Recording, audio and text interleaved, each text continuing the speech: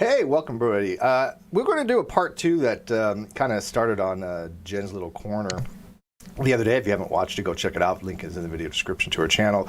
I was going to have her back on, as well as Godless Sewing and Sam Chaos. I guess Will is not up to it right now, and I haven't heard from Jen, so maybe she'll sneak in. I don't know. But I do have Sam here, and I have given out the link to some other people. I've given it to Atheist Pastor and Jeff Scummer. So if you guys want in, knock yourself out. But this was kind of a continuation from a topic that was discussed on Jen's Corner about deification. And one of the things that came up was the Angry Atheist, right? And New Atheist. And it's kind of funny because it kind of paralleled quite well with the fact that I had this discussion on Twitter with Seth Andrews not too long ago, a couple of days ago, and he wasn't understanding what I was trying to say by New Atheist trademark, right? Which, by the way, I didn't put the trademark there. It's a very subsect of atheism, right? It's not like the Four Horsemen; those are New Atheists. But the New Atheist trademark is a very specific group of atheists that seem to all have these characteristics that I came up with. And again, I didn't coin the term, but I did make the list of characteristics from my point of view. And it was funny because Seth had said, well, these are just subjective, evaluations kind of thing. And I'm like, yeah, but what's your point?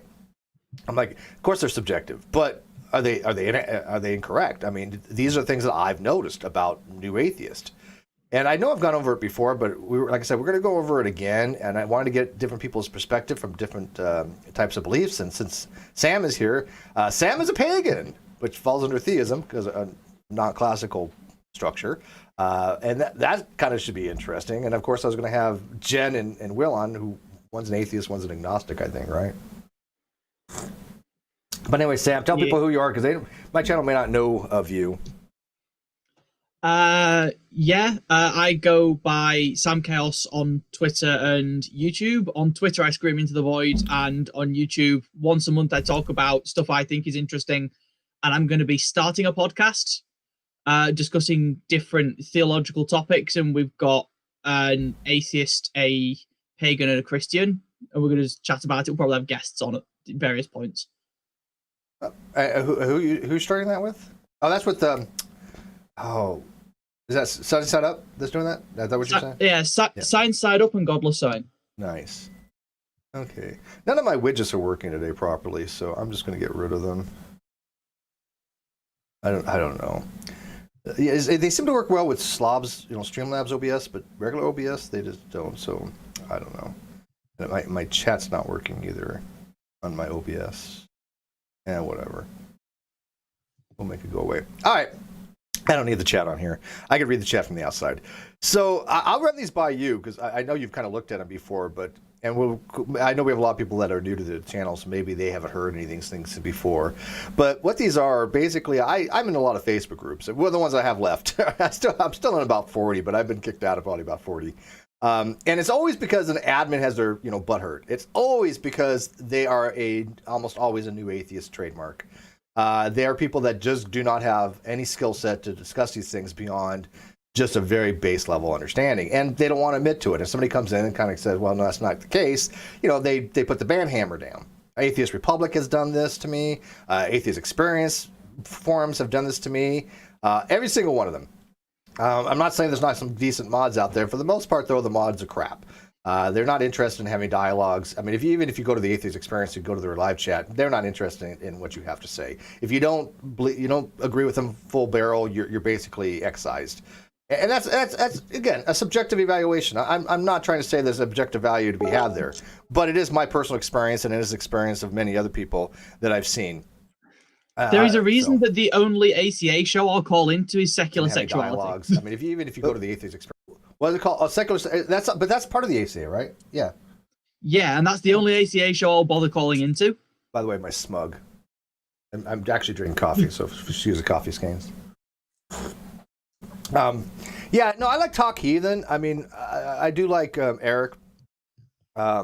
But I mean, I don't watch them at all anymore, but I used to kind of watch Talk Heathen. And I used to watch Atheist Experience when it first started, especially with Tracy. Tracy was my favorite. When she left, it just showed us, I mean, it all became about Matt's ego.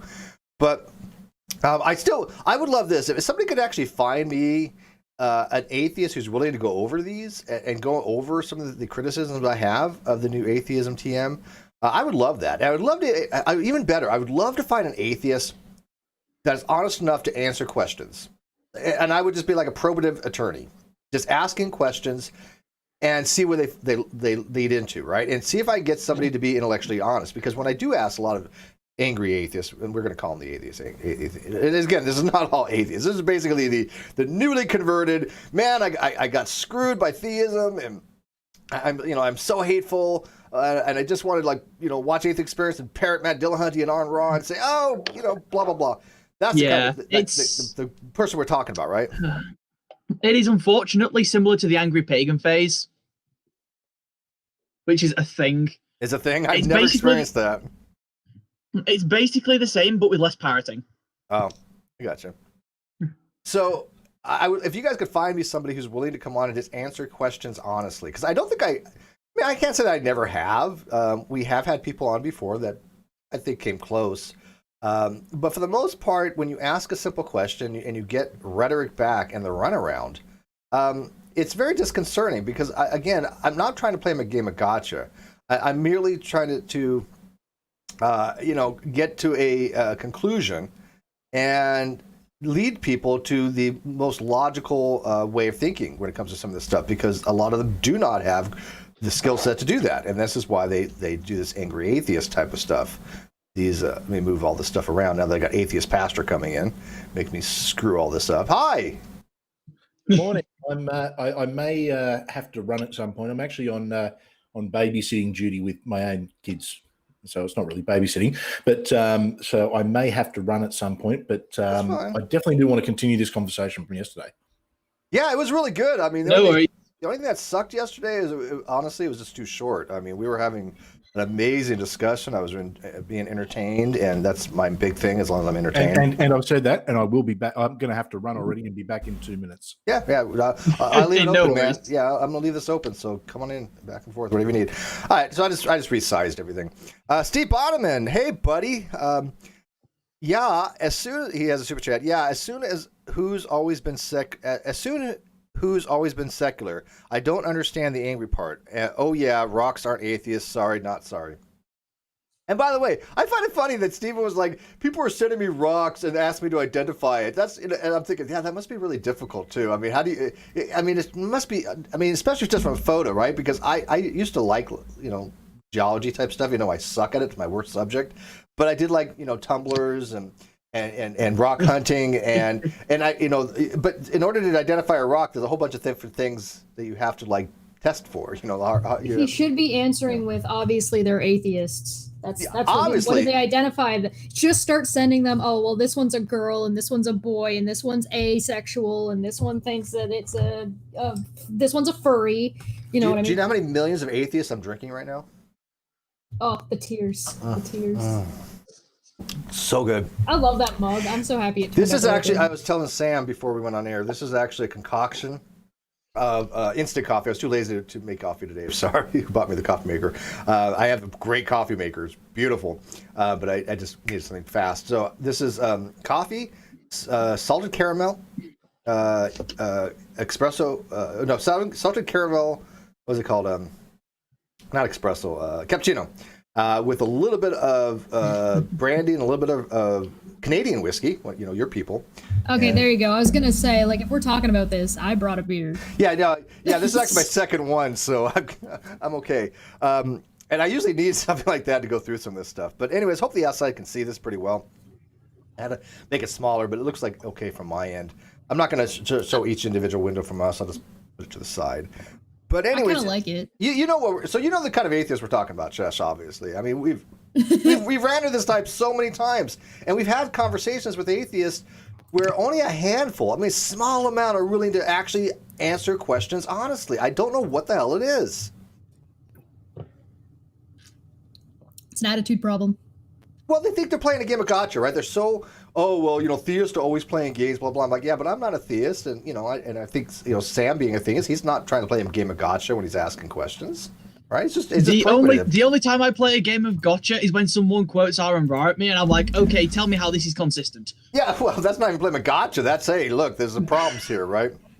But It sounds like you're just gonna get a bingo card. But I like probative questions, right? And I think that simple questions deserve simple answers with explanations. It's fine. You can say, yeah, yes, but, here's my qualifier. Okay, maybe you could throw in a qualifier Yes sometimes. or no and. Like, that was the thing that I had with Gary. I was like, listen, you're allowed to give me your explanation to your answer, but give me the answer first. Yeah, yes because or they're so no, evasive. then expound.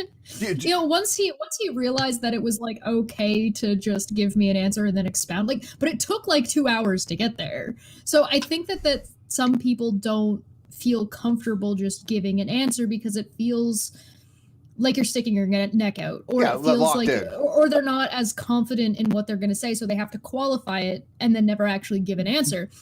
So I just think people are not as confident as maybe they think they are, or they're not. They think they can kind of skirt around holding this is the line, this is the position, or they haven't thought through to that point where it's like, listen, no, I'm not gonna judge you for your answer, but I can't have a conversation if you're not willing to tell me what your answer is.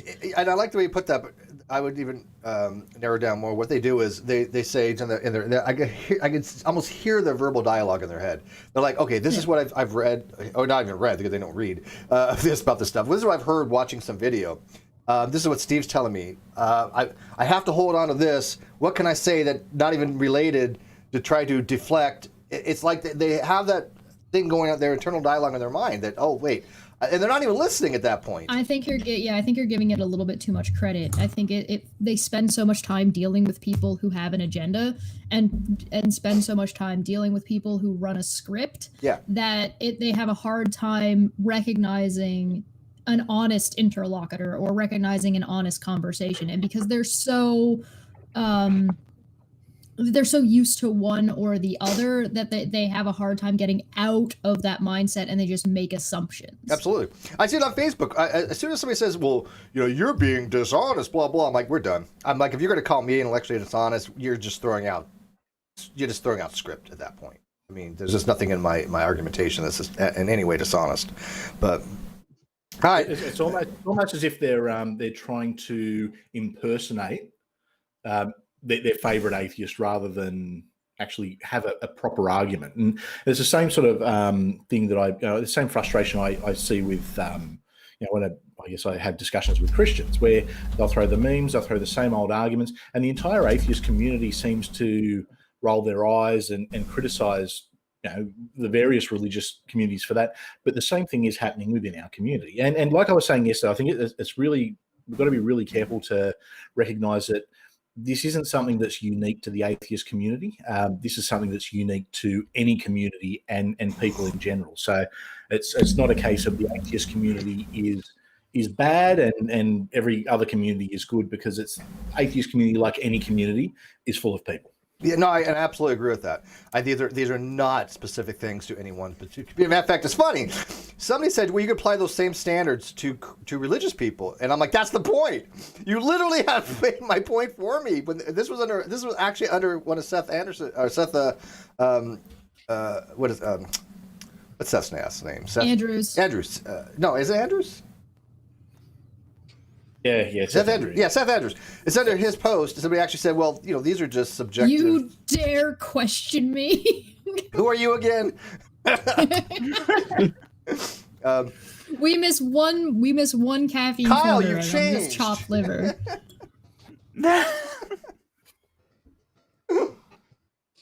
Well, that shut her up. Okay. And look who showed up, by the way. as well. Jen. Hi. By the way, we were just talking about you behind your back before you showed up. No, I totally deserved that. I said I'd be here, and Will had to phone me to wake me up.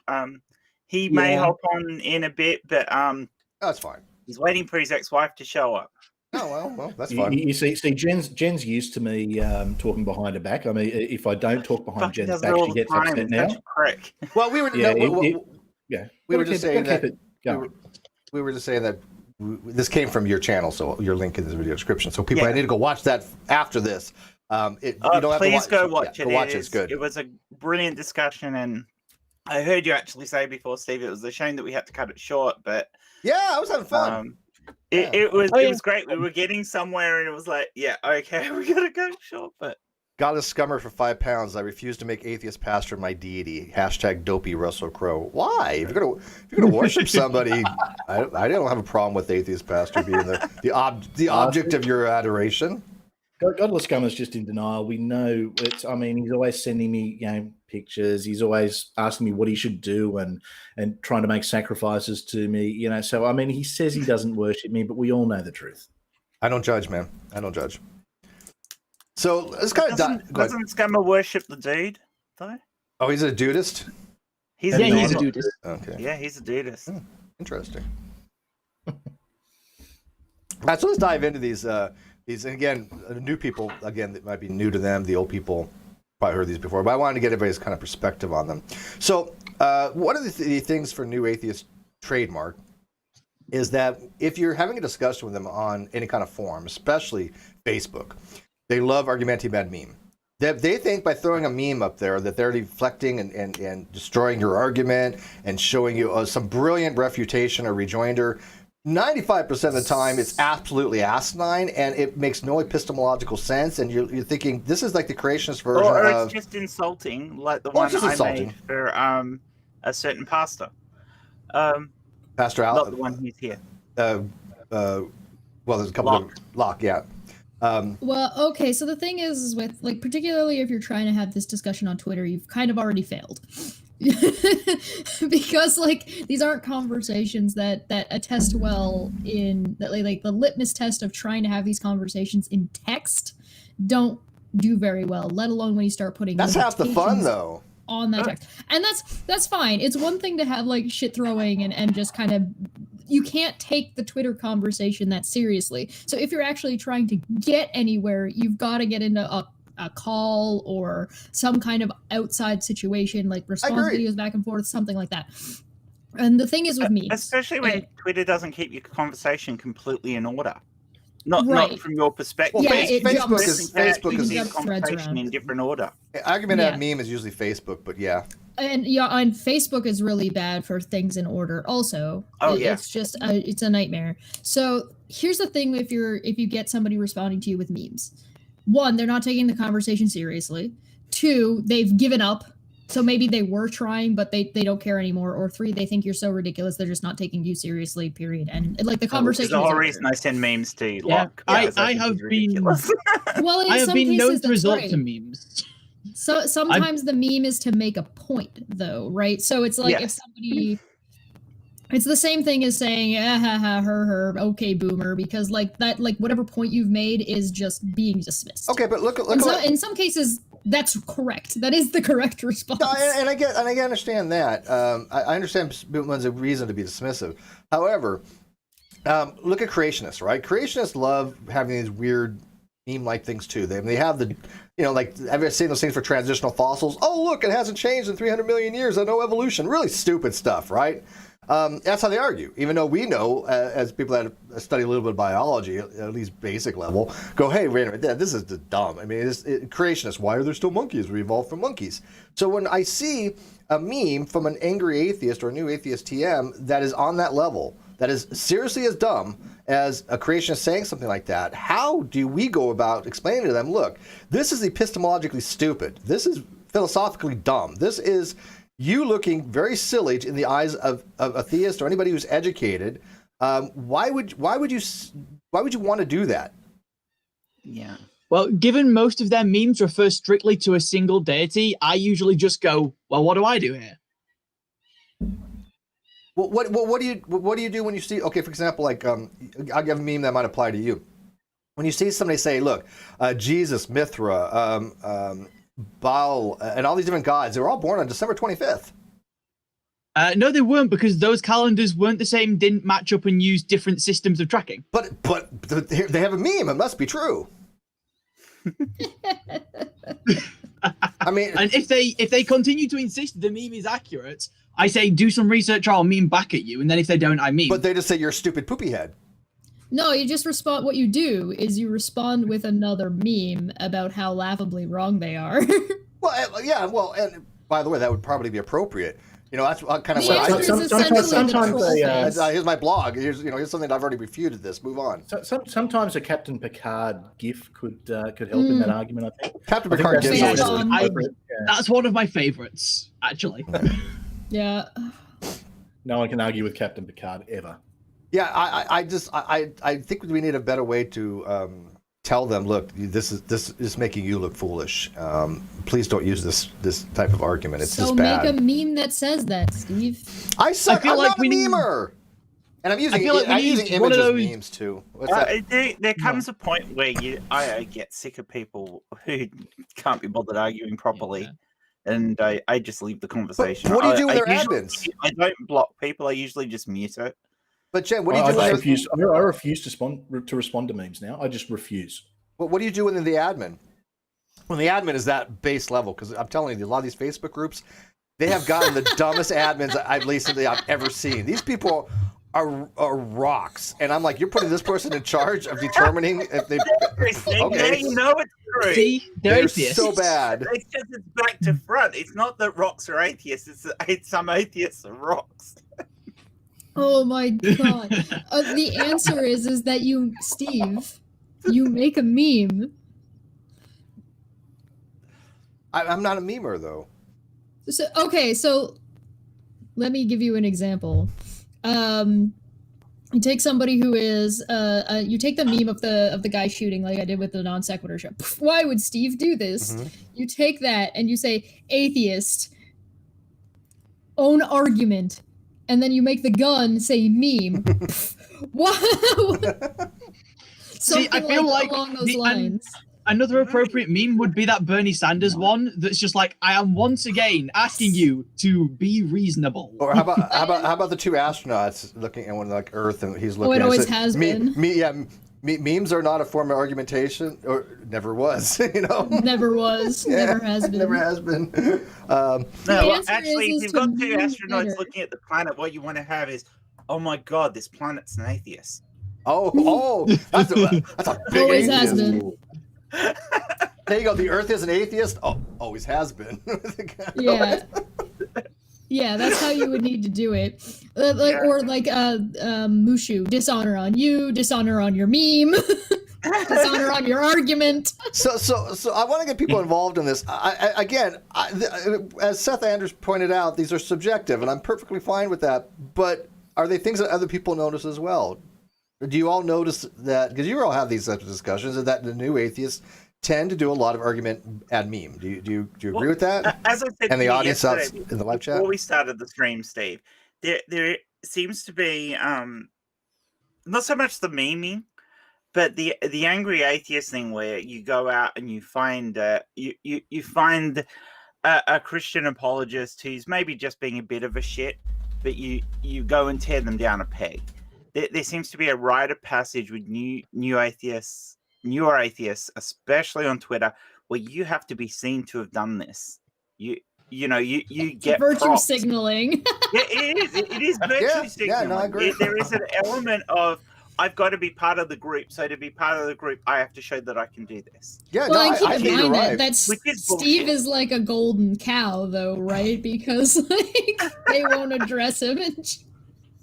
Yeah. You got some up and coming little shit thinks he's tough, and he's. But sometimes I feel like G-Man is like, oh, they won't address me. I'm like, G-Man, it's a completely different reasons. I assure you, right? It's like, because they won't deal with G-Man's arguments, but they won't deal with mine. But mine are actually, people actually told him Steve's arguments are good.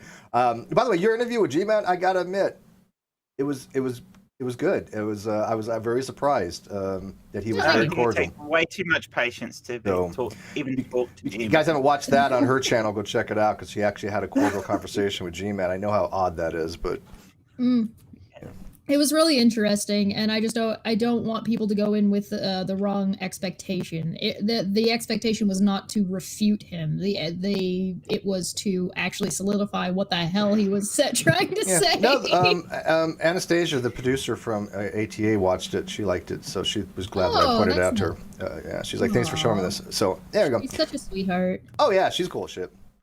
All right. So you guys all agree that this happened. The live chat. What do you guys weigh in on? Have you guys seen this before, or you guys disagree that is an a point or an element of New Atheist trademark, hashtag the Angry Atheist. They're not exactly the same thing, but they are intricately related. I think some of it is it's a culture thing. Doing memes is something that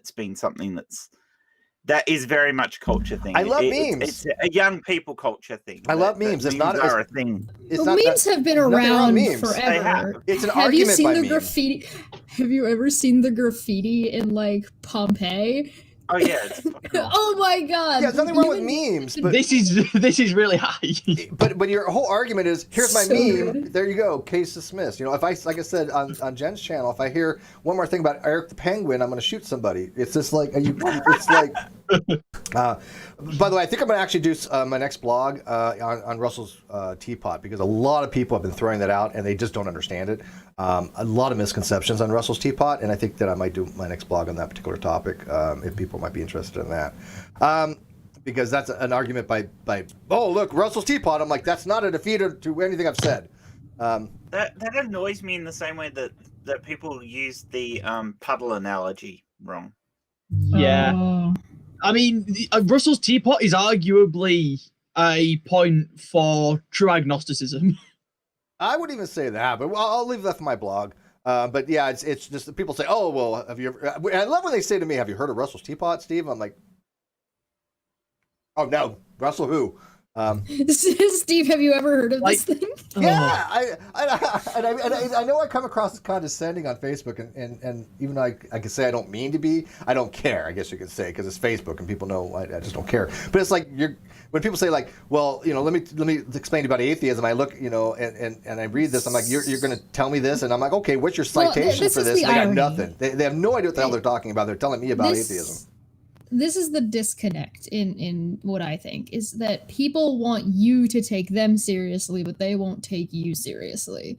So like they're like, well, Steve should be addressing this stuff, but you just sent him a meme. Like, why would he take you seriously or think you're an honest interlocutor in any way, shape, or form? So you've set the standard for how you expect him to behave, but you don't behave in that manner and expect to be treated in a way that you're refusing to treat other people.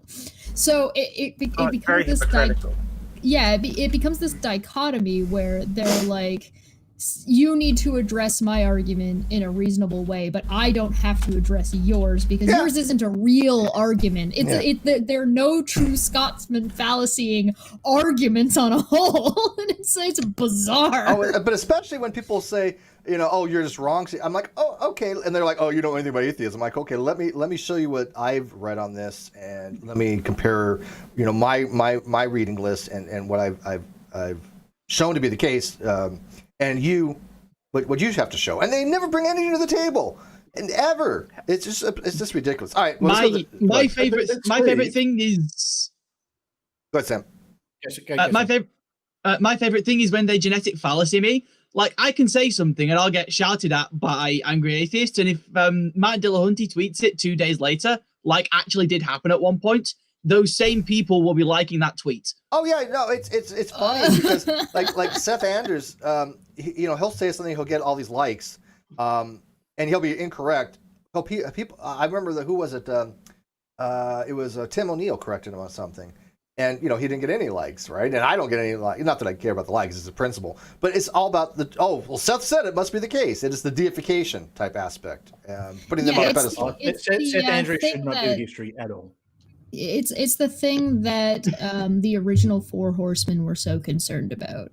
When Christopher Hitchens and Richard Dawkins and Krauss were going around, they went out of their way to say, listen, I'm not right about everything. I'm not trying to lead people. I'm not trying to be like the Pope of atheism. That's bullshit. That shouldn't exist. What I'm trying to do is educate people on topics that they're otherwise not going to be educated on, with a anti-religion spin to it, especially during the time period that they were active. It was something that was necessary.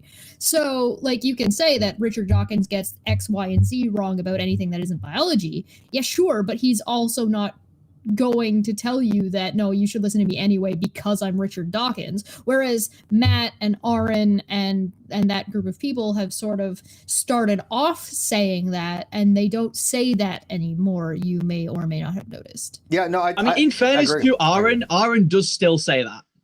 Yeah, but he doesn't behave that way. It's one of those he's talking out of both sides of his mouth. He's like, listen, you shouldn't believe everything I say, and I'll take correction if I'm wrong, and then never actually takes correction and shouts down or blocks or misframes and starts writing narrative about anybody who says that he's wrong. Yeah, I mean, you read through his blog. Hang on. In Aaron's defense, though, I mean, generally he's talking to a bunch of rocks.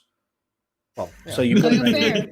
Well, I mean, like I wrote a blog piece about Arn, and then Cheshire reviewed the blog response he had to me, as I did as well. And even other atheists were like, yeah, this response to me was really poorly written.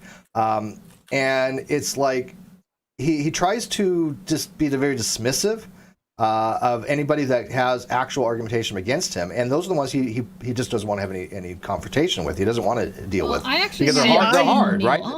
They're hard. Right? See, I've actually found Aaron to be reasonable because I spoke to him about the whole rocks are atheists thing, and he just straight up said to me that he wouldn't make that argument to me because I wouldn't try and tell him that rocks are innately theists. So he actually wouldn't make that argument to me. He literally only makes it because Christians make the opposite argument. Oh my, okay, what? All right. Okay, hold on. My glasses are coming off. Hold on. This motherfucker. Oh, that is you mean to go on. The angry Chesh comes out. Okay.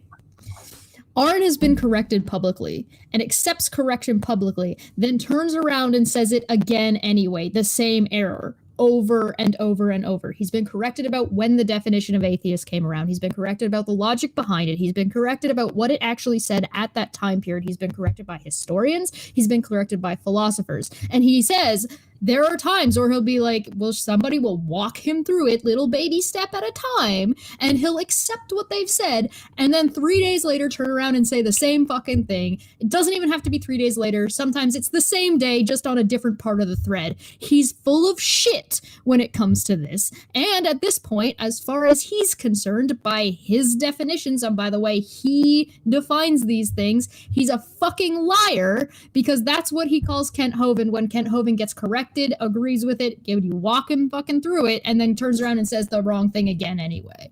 Hashtag angry. He's got an agenda and he's pushing bullshit. Well, no, I think you're right on the agenda. Of course, he does. His brain does reset. I've seen it happen in almost real time. That's how many times does he need to be corrected before it's lying, as far as Aaron is concerned? Because as far as Aaron is concerned, I'm pretty sure what he said was once. Yeah, I don't know. It's weird. It's weird too, because Arn is a really nice guy. Look, I really do like Arn. I know it sounds odd. Is he? Yeah, he is a nice guy. He blocked and called me and when I had Trolley Dave and Answers and Reasons on, he called Answers and Reason and me trolls, blocked us because somebody else earnestly sent him our video going over his blog, blocked us, calling us trolls, when it wasn't even us that said it, and the only one out of the 3 people that didn't get blocked was Dave, and that's because Dave's actually a philosopher. What does that tell you? It tells you that he's not in. That he's not being honest. Yeah, exactly. Well, no, you shouldn't have there's a to difference. argue with the great Aaron Ra. I mean, Aaron is never wrong. He is intellectually dishonest on this. Well, here's the thing, Jess. He is intellectually dishonest in this, but you get away from that. He does have a big heart. I am convinced he has a very big heart. I don't want to He seems like the biggest, nicest teddy bear on the goddamn planet. And if I was able to actually get in a room or a hangout and talk to him, I'm sure we would have a lovely time. Yeah. But we can never do that because he's being a fucking dick. That might be true. Stop being a dick. Godless Scummer 2 pounds. How do you really feel, Chesh? Tell us. You're just That's what I just did. You were so reserved. You're so reserved, okay. Chesh. You hold back too much. Here's the thing. Good. Let it out. I do not think. Yeah, let it out, Chesh.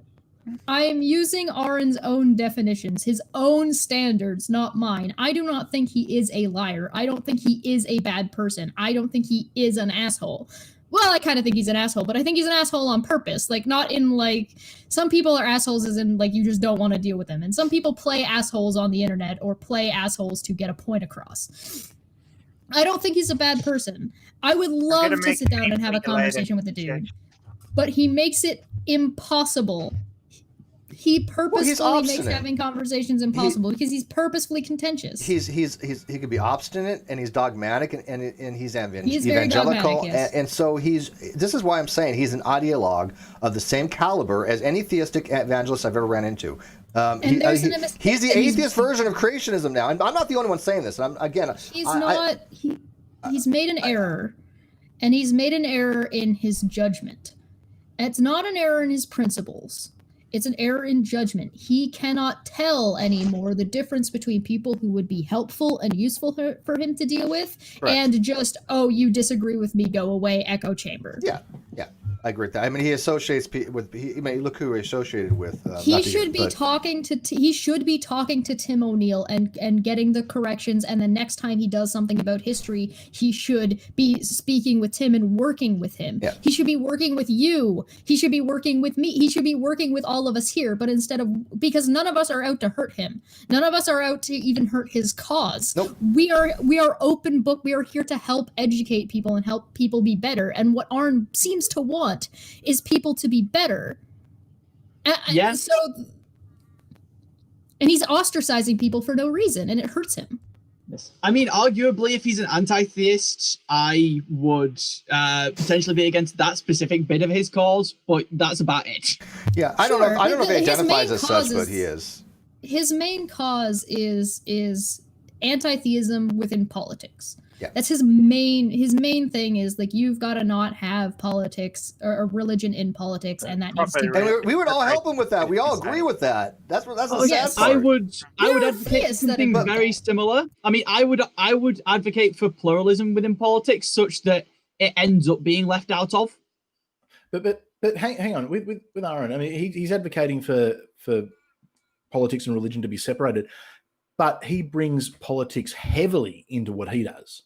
Oh, I think he's motivated by politics with him. Yes. Yeah. So I mean, I find it fairly hypocritical if you're going to be in an organization or representing an organization, which he does with American Atheists, then you can't go criticizing Christians who have, or theists who have a certain political belief, but then go and do exactly the same thing just with an atheist organization. It's you're either apolitical or.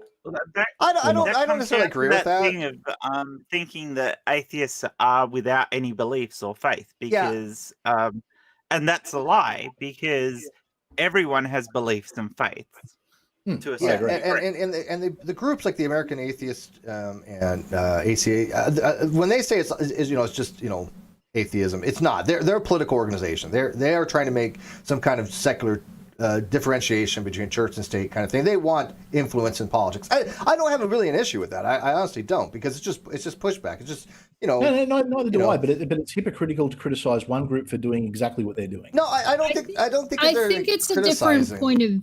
Yeah, I think it's a different point of view, because things like the ACA were supposed to be political in the first place. Yeah. They're supposed to be political in response to bring opposition to groups of people that were already doing this, with the end goal of removing both from politics.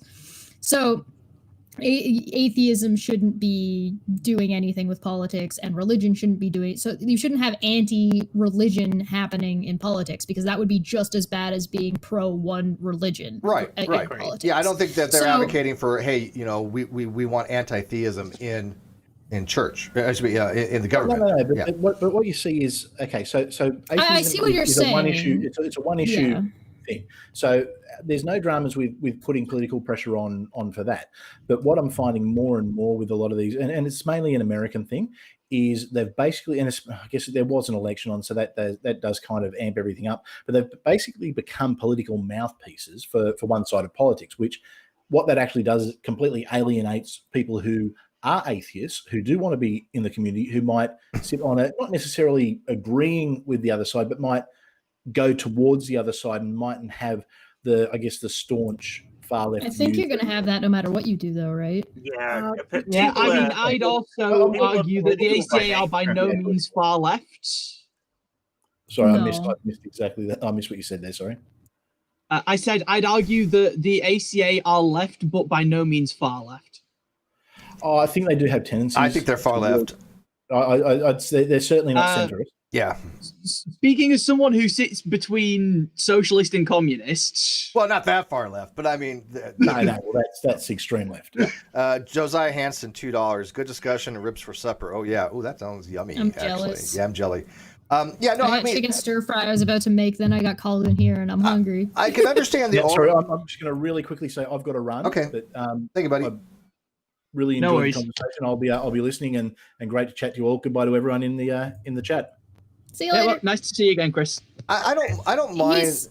I think he's got a point. I don't mind. There's a little bit of overlap because look, if you're going to want change, if you want change, then you have to at least subscribe to at least some kind of political ideology that's going to get your as a vehicle to make that change. I understand there's overlap.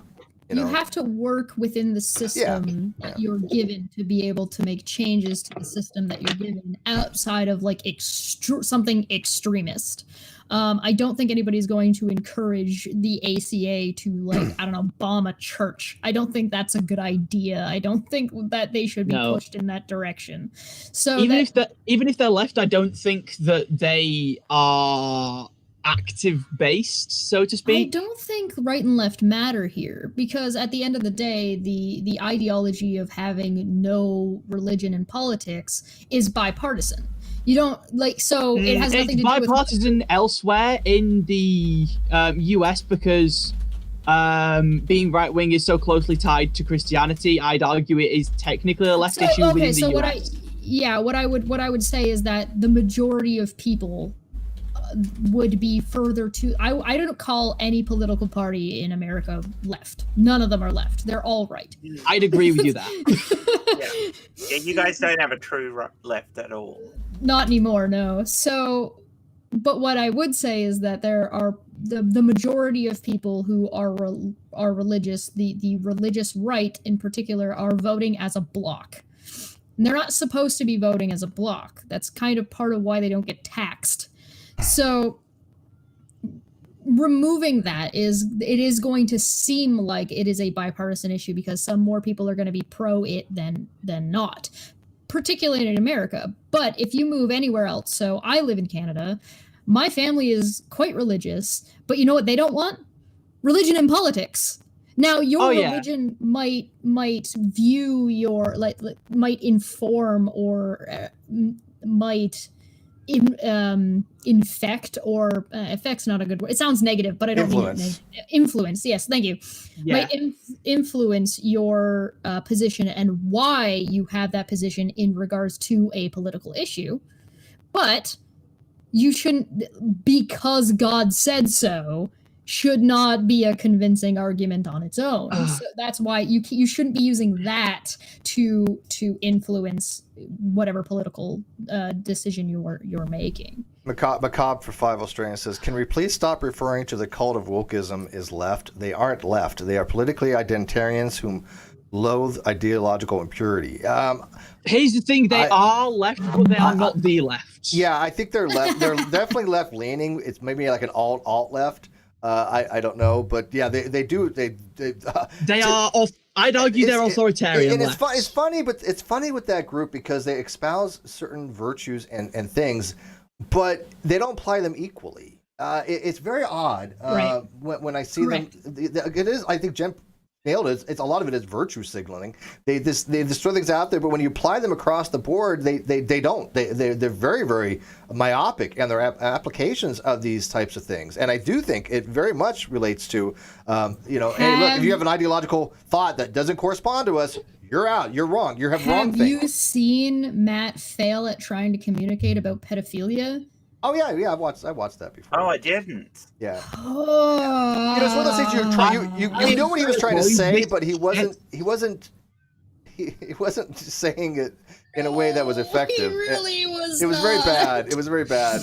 Which the irony of all that. I do want to talk about this at some point. I haven't gotten to it yet. I don't know when I'm gonna get to it. I'm sure I will at some point, but I would like to break down like that failure of communicating what the ideal is versus what the problem is. And Matt makes a great example. He is so useful as a tool for here's how to communicate, here's how to recognize when you're talking past each other. Because the great irony of him saying, like, oh, people just outraging because they think you've said something you completely haven't done because they refuse to listen. And I'm like,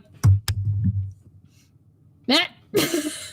All right, let's kind of move on through this list. We're 45 minutes in, we're still on number one. All right. I was you literally like this? typing in private chat then that it was just like, I know we've got a great conversation going, but we are 45 minutes in and we've only got through one of them. Yeah, this is going to be 5 hour long. Yeah, no, I have to keep it under 2 hours. All right, 2, they fail to understand simple arguments, but argue you're wrong by fiat.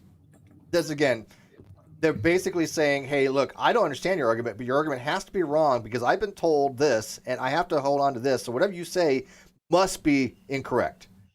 That's that same aspect of deification. Where you're thinking that these people are unassailable. Mm-hmm. You've got these icons within the community who are saying something, and they have to, and they're not. The answer That's to the that is whole why. point. Yeah, Why does that happen? Matt said, I had somebody actually to say, have you ever heard of Matt Dillahunty's gumballs thing? And I'm like, are you kidding me? I was like, you kid. I was like, well, I mean, so you're throwing out Matt Gumbel's thing, trying to defeat me, and I'm like, have you read my essay on this? Because I think my essay is really good on this. It's been well received. It's been peer reviewed. It's been reviewed by Landon. I mean, Landon literally has said this is a very good essay. It's critically correct on logic, and yet they're like, well, Steve, you're wrong because Matt. And it's like, no. So in some people's defense, some people are going to be new to the scene. So some people might legitimately be asking that. And on the other hand, you may be in a situation where you're talking to somebody who, like, what are you defining as a simple question? What are you like? Because some people will find something very, very complicated, and especially if these are people who are coming out of dogmatic thinking, because the ACA in particular doesn't do anything to help people learn how to get, to help them out of the dogma, to help them out of those bad habits. They just tell them new arguments and new ways of viewing a specific topic, which has nothing to do with whether or not you can think critically and whether or not you've learned to avoid those pitfalls. So, and because they don't do that, and they don't provide any resources, because they don't want to work with any of us, because they could do that by working with us really easily, which wouldn't necessarily harm their argumentation if people were able to learn to avoid those pitfalls. You would have a stronger community that were better at communicating with better arguments, and I don't know why that would be a problem for you. My favorite is when people tell me that the Kalam has been debunked. Yeah, I never know what they even mean by that. It's like, it's okay. Well, And it's not been proven to be sound, but it has not been demonstrated unsound. I think the soundness is questionable. But when I have somebody tell me that the Kalam is not logically valid, where do you go from there? You're like, oh, just stop. Of course, it's logically I think valid. the thing is that we can't prove whether or not it's sound, so I don't say it's sound, but if someone tells me it's not sound, I will disagree with them. Well, yeah, somebody brought that to me in Discord once, and they were like, well, how do you deal with this? And I said, I don't accept the first premise. Yeah, I don't accept premise 1. I know that theological bullshit doesn't accept premise 2, and I have arguments against premise 2 as well. And so, yeah, I don't think it doesn't get you anywhere. I don't think it's a great argument, but it is logically valid. And when an atheist says it's not logically valid, you got a problem. I don't actually necessarily accept either of the premises, but I just take issue with people saying it's unsound. Yeah, it's interesting. It's an interesting argument. But if you notice on Agree to Argue, we try to dive a little bit more in depth into some of these topics. Like we're going to be tackling the fine-tuning argument coming up at some point, which is going to be fascinating because that's a lot of people are already dismissive of that argument, and I admit I used to be one of those people as well. It's actually not that something that you can just hand wave away. Also, like I see a lot of people dismissing like Plantinga's modal ontological argument. And I'm like, so you wait, what's the issue with Plantinga's modal ontological argument? They're like, oh, you're just defining God who exists. It's like, no, it's not. You obviously have not understood the argument. And I had to watch Scott's video about the Kalam a couple of times. He's really good at that. I also listened to Steve Shives when he was reading some of what was it? William Craig's other work. And I found that really helpful when I was coming out of being religious, because like for a few reasons. Now I understand a lot of people have issues with Steve Shives. I don't really understand it because I wasn't terribly involved. I just watched his videos, so I don't really know what the issue is with him so much, or why people get so butthurt about because him. he was a far left leaning and he just blocked anybody that would ever criticize him. And was he far left, like real left, or was he no, far not left, real, like American left? Like American left, like, you know. Yeah, I don't know. It seems like people kind of have a issue with him for probably more than it's worth, in my opinion. Yeah, well, he was known for having the most massive block it. list, you know, in history, I guess. I don't know, and I don't care. I never listened to him, so I didn't care. It was never anybody that I followed.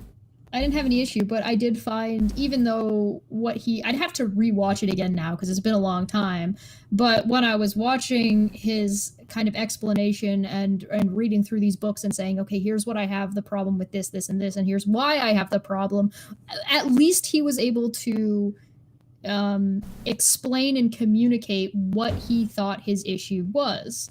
Right. So, and again, even if it's not terribly philosophical and even if it's not terribly well educated, or maybe it can be poked apart, that's fine. It was a good stepping stone to being able to kind of understand and think through, okay, yeah, this is wrong, but why do I think this is wrong? And do I agree or do I not agree? And for what reasons? And I found his videos about that very, very useful, like very, at least helpful in sort of getting the brain churning of like, okay, well, what does that mean? And can I think about things a little bit more? And so it's the same, it's a little bit less that way with Aaron. Aaron is far more of a, this is the fact, this is the way it is, and that's just how it is. And in some cases, he can explain more than others, depending on what the fact is. And in some cases, that's okay. But in other cases, it doesn't apply. And it's the same with Matt. Matt is like, this is the way it is. Prove to me it's not. And it's like, no, that's not how this works. I was watching Dapper Dino before I came here, which, by the way, you should go check out if you're interested in, because that video was really interesting. And they were having trouble with this guy who kept saying that, okay, here's the hypothesis, now prove my hypothesis isn't wrong. And it's like, no, you've got it backwards. If your hypothesis is this, you now need to demonstrate that nothing else works except your hypothesis. So you've got nothing else works is what's more backwards. Problematic, right? I mean, if you can reject the null on that, it's more likely, based upon your p-value, that your hypothesis is going to be the most likely explanation, at least more probable, and then right? Then there's this scaling issue. Like the guy had a seriously, he had difficulty, I guess would be a good way to put it. He had difficulty accepting or agreeing that his hypothesis could be falsified. Right. So he couldn't even get to the point of it could be falsified. He couldn't let that go. And then when they finally got him to say that, okay, that yes, that would in fact falsify it, he immediately had to start backtracking because they said, okay, but that did happen. And so it turned into a whole nother issue. When I do my blog on Russell's people, I'm going to talk a little about Popper's falsificationism, because I'm not really a huge fan of falsificationism. I just think it's nice, but it's not the end all be all. Scientific theories do not have to have falsification criteria. That's a myth. Now, some scientists adhere to it, some scientists don't. Some people think it's always going to be an escape hatch. There's actually a technical term for it that I don't remember, but it's failure to understand how science actually works. I have a question. Well, real quick, if somebody can remind me, there's a word that I can't, you know how I hate when I can't remember something.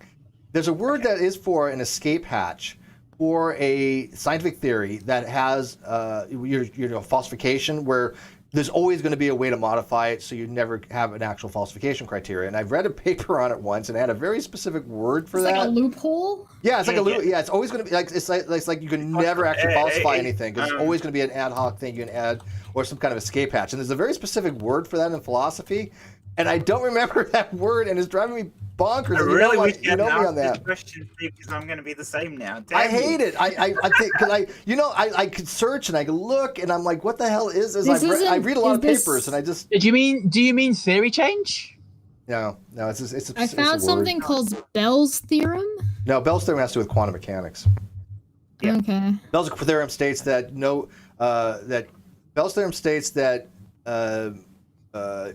Okay. Principle of locality? It's not that, You right? can never. No, the Bell's theory states that you can never I got have something. you can never have a system. tried. You never have a logical system in quantum mechanics such that. What? Okay. What is? I'm trying. I know Bell's theorem too. Yeah. Don't Um, look at me. is that I understand. like hidden quantum variable mechanics model like doesn't satisfy Bell wild. inequality. I have a question outside of this, and so you can look at it. You can look it up again if you want. What? Obviously it's not what we're talking about, but my question is that I don't understand is that there's a lot of atheists that had a problem with what Steve Shives did with not accepting any kind of criticism and just blocking anybody who came towards him, whether they were legitimate or not. Because the problem is like, yeah, it makes sense to block people who are actively trying to troll you and they don't have legitimate criticisms, but he was just blocking everybody. How is that any different from what Aaron's doing? It isn't. It's just shuts down by fiat. Yeah. Yeah. It's no different. Well, you're welcome. Congratulations. Aaron is the equivalent of, or he does the even same Matt. thing. Yeah. Matt came in and blocked us all because he decided to stick his nose into something that had absolutely nothing to do with theism, had nothing to do with anything, and just was sideways as hell, and also was actively being dishonest. Oh, okay. So let me. I believe this is called confirmation bias. They see someone they don't like doing something wrong. By the way, so Bell's Oh, there's theorem. not even something wrong. Bell's theorem is that no theory can satisfy all probabilistic conditions for quantum mechanics in every given case. So you can never have all the probabilities accounted for. That's why it's because you can't know inequality. all the variables. Yeah, and It's actually, what's that? you can actually know all the variables. That's the You can't, right? Well, problem. yeah, hidden variables. And people have like somebody left me a message on one of my other videos about hidden variables, and they're like, "Well, that just means that you just don't know they're there." It's like, no, the hidden variable model has been discounted by Bell's inequality such that they cannot exist. Right? It's not that we have lack of information about it. There is no information in there to be even had. There is no variable. It's not hidden. There's not a variable that's not. And of course, with quantum mechanics is the aspect that as soon as you observe something, you change it. Yeah, but that's not really the same thing. I know, but it comes down to that thing of that in quantum mechanics, we can't know every single thing about. Right. But here's the thing. It's not possible.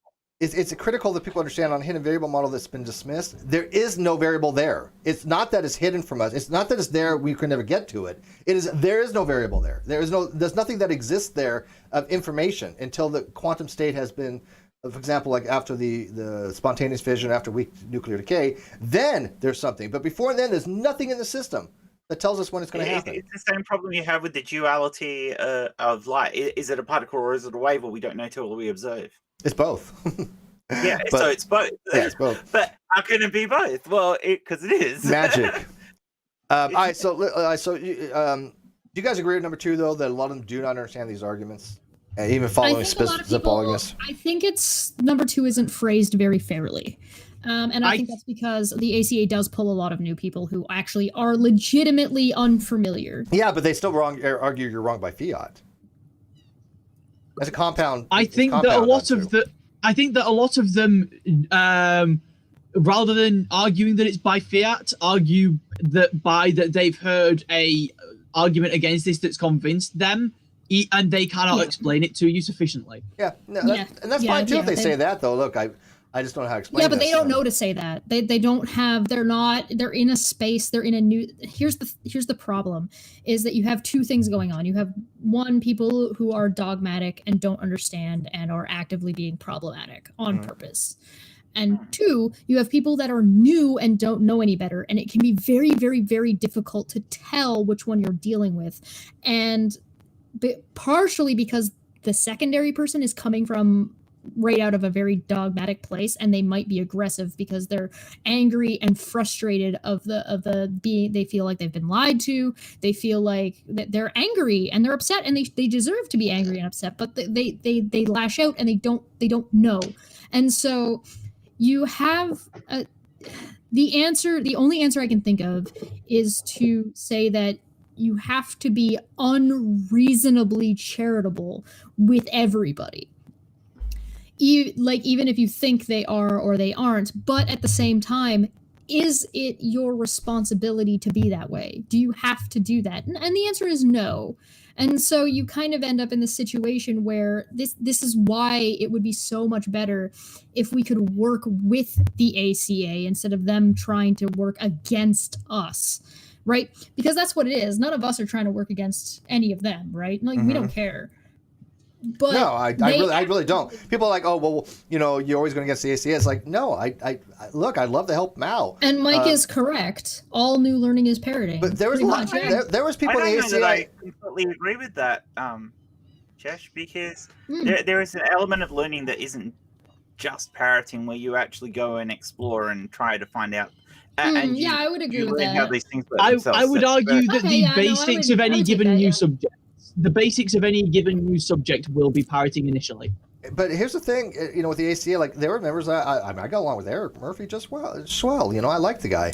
And there's other members that I thought Tracy did a really amazing job. And so it's like, you can't say, well, you know, Steve has this weird thing about the ACA. Well, they continue to put out misinformation. They continue to be just as much just like Young Earth creationists on that level many times. It's like, wait a minute, why would I not criticize them if I criticize younger creationists, flat earthers, and other people that have the same type of argumentation style, which we're going over? I don't understand why I should just ignore them.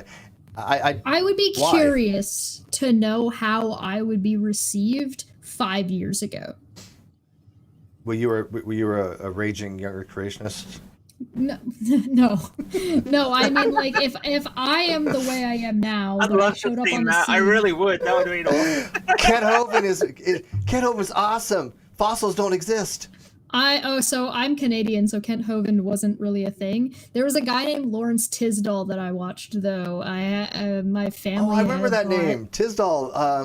Didn't he have a show? He had a dinosaur thing. Yeah, I remember that guy. Oh my god, that dude. Yeah. I have not been able to find him again, and I've been looking for it because I would love to do Is he still around? Did he?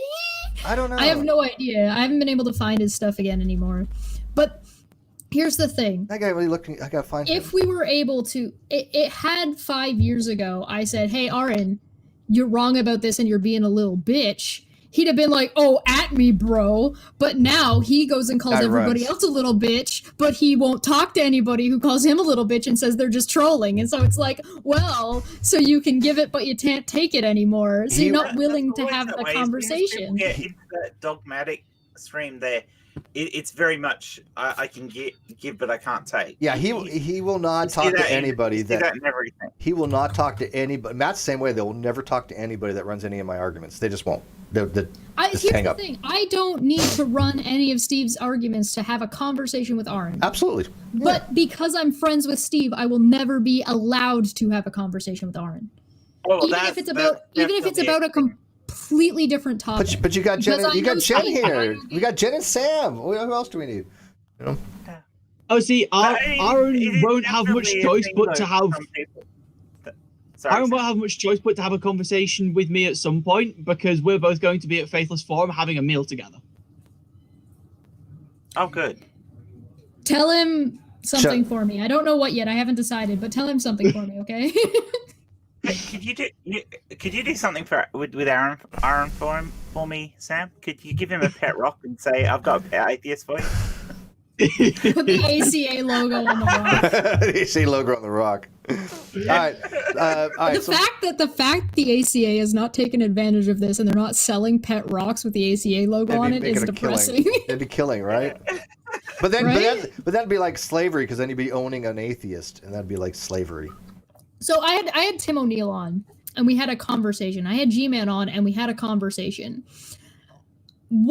How amazing would it be to be able to do the same thing with Aaron and be like, listen, people aren't understanding what you're saying, or people are unclear about what you're saying. Can you come on and have a conversation? It's not going to be an argument. It's not a debate. I just want to talk to you so I have a better understanding of what you're trying to say. But because you're so defensive that you can't even have a conversation because somebody else sent you a link to a video that wasn't even mean to you. I want to address this, and we got to get going on the list. So Mike Ortiz says, what is being missed is that when a level of notoriety is achieved, one's patience for interactions start to wear thin. That's the nature of humans. If Steve had 1,000 DMs a day, watch how he react. I guarantee it. Wait. I guarantee it. Back when, not so much now as much, but back then, I had way more messages a day than Aaron ever had. I guarantee you. Guaranteed. Here's the thing. Jess, you've seen my list. You've seen how many emails and DMs and Twitters and Facebook. I mean, I wake up and I have 100 messages, right? Three digits worth of messages. I'm like, Yeah. what the hell, man? I can't respond to all this stuff. It's not just comments, too. We're not talking about just YouTube comments. It's the length of time and the importance of you calling how well somebody knows you, whether or not they'll respond. Like, I get a lot of DMs. I DM Steven, usually I get a response with him in about 24 hours. Yeah, well, that's my thing. I usually try to get people in 24 hours. Not always. There's first of all, I'll tell you right now, Facebook sucks. If you message me on Facebook, you may never get response. One of the reasons why Steve gets less messages now is because I told him to get less messages. Yeah, I couldn't keep up. He was getting overwhelmed, and he's like, I got so much shit to do, and I'm like, the answer is that me and Steve were being too accessible. Yeah, I couldn't keep up. It was. I tried, and I still try to get back to people, but I give them 24 as best hours. as you can. But Yeah, there's but only so much you can. I don't respond. I don't to- always get back to people, and I get way less messages than either of you two. So It's very difficult. There's something to be said though about Mike's point, and what Mike is saying. Yeah. Initially, I agree with him on the beginning part. Yeah. I agree to a point. The problem is that Aaron and Matt present themselves as people who are looking for argumentation, who are looking for refutation, who are looking to have the conversation, and then they dismiss it almost feels arbitrary at times. Having said that, of the two of them, Aaron actually usually is approachable if he hasn't had some reason to already block you. But Aaron doesn't want to look bad. Usually, right? he is Unfortunately, usually sometimes the reason is you talk to Steve. I don't know if Chess was here when I first said, look, I'm looking.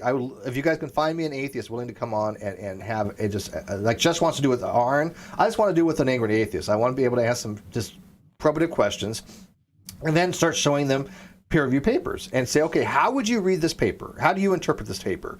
Because if you start using the nomenclature that Aaron Raw and Matt Dillahunty and the ACA and the Atheist Republic, The closest we got with Snake was right. there's no possible way you would read this paper properly. It would make no sense to you. And I want to be able to see somebody do that in real time. Go, well, how do you read this paper if you're not using, like, for example, talking to Jen yesterday about this. Randolph Richardson has this bastardization of anti-theist that makes no freaking sense. It's not even coherent in his logic. He doesn't know logic at all. He's the typification, if that's a word. If not, I created it. Is that a word, typification? If not, I would go for it. He typifies these lists. I think he checks probably almost all the boxes for the most part. But he doesn't know logic, and Mike, that's actually not true. I've actually read papers on anti-theism, and if you use his understanding of it, they make no sense. Go look up something called axiology of theism, and you start reading about axiology of theism and anti-theism. None of what he says makes sense. It doesn't work. It doesn't work for reading the paper the way it was written.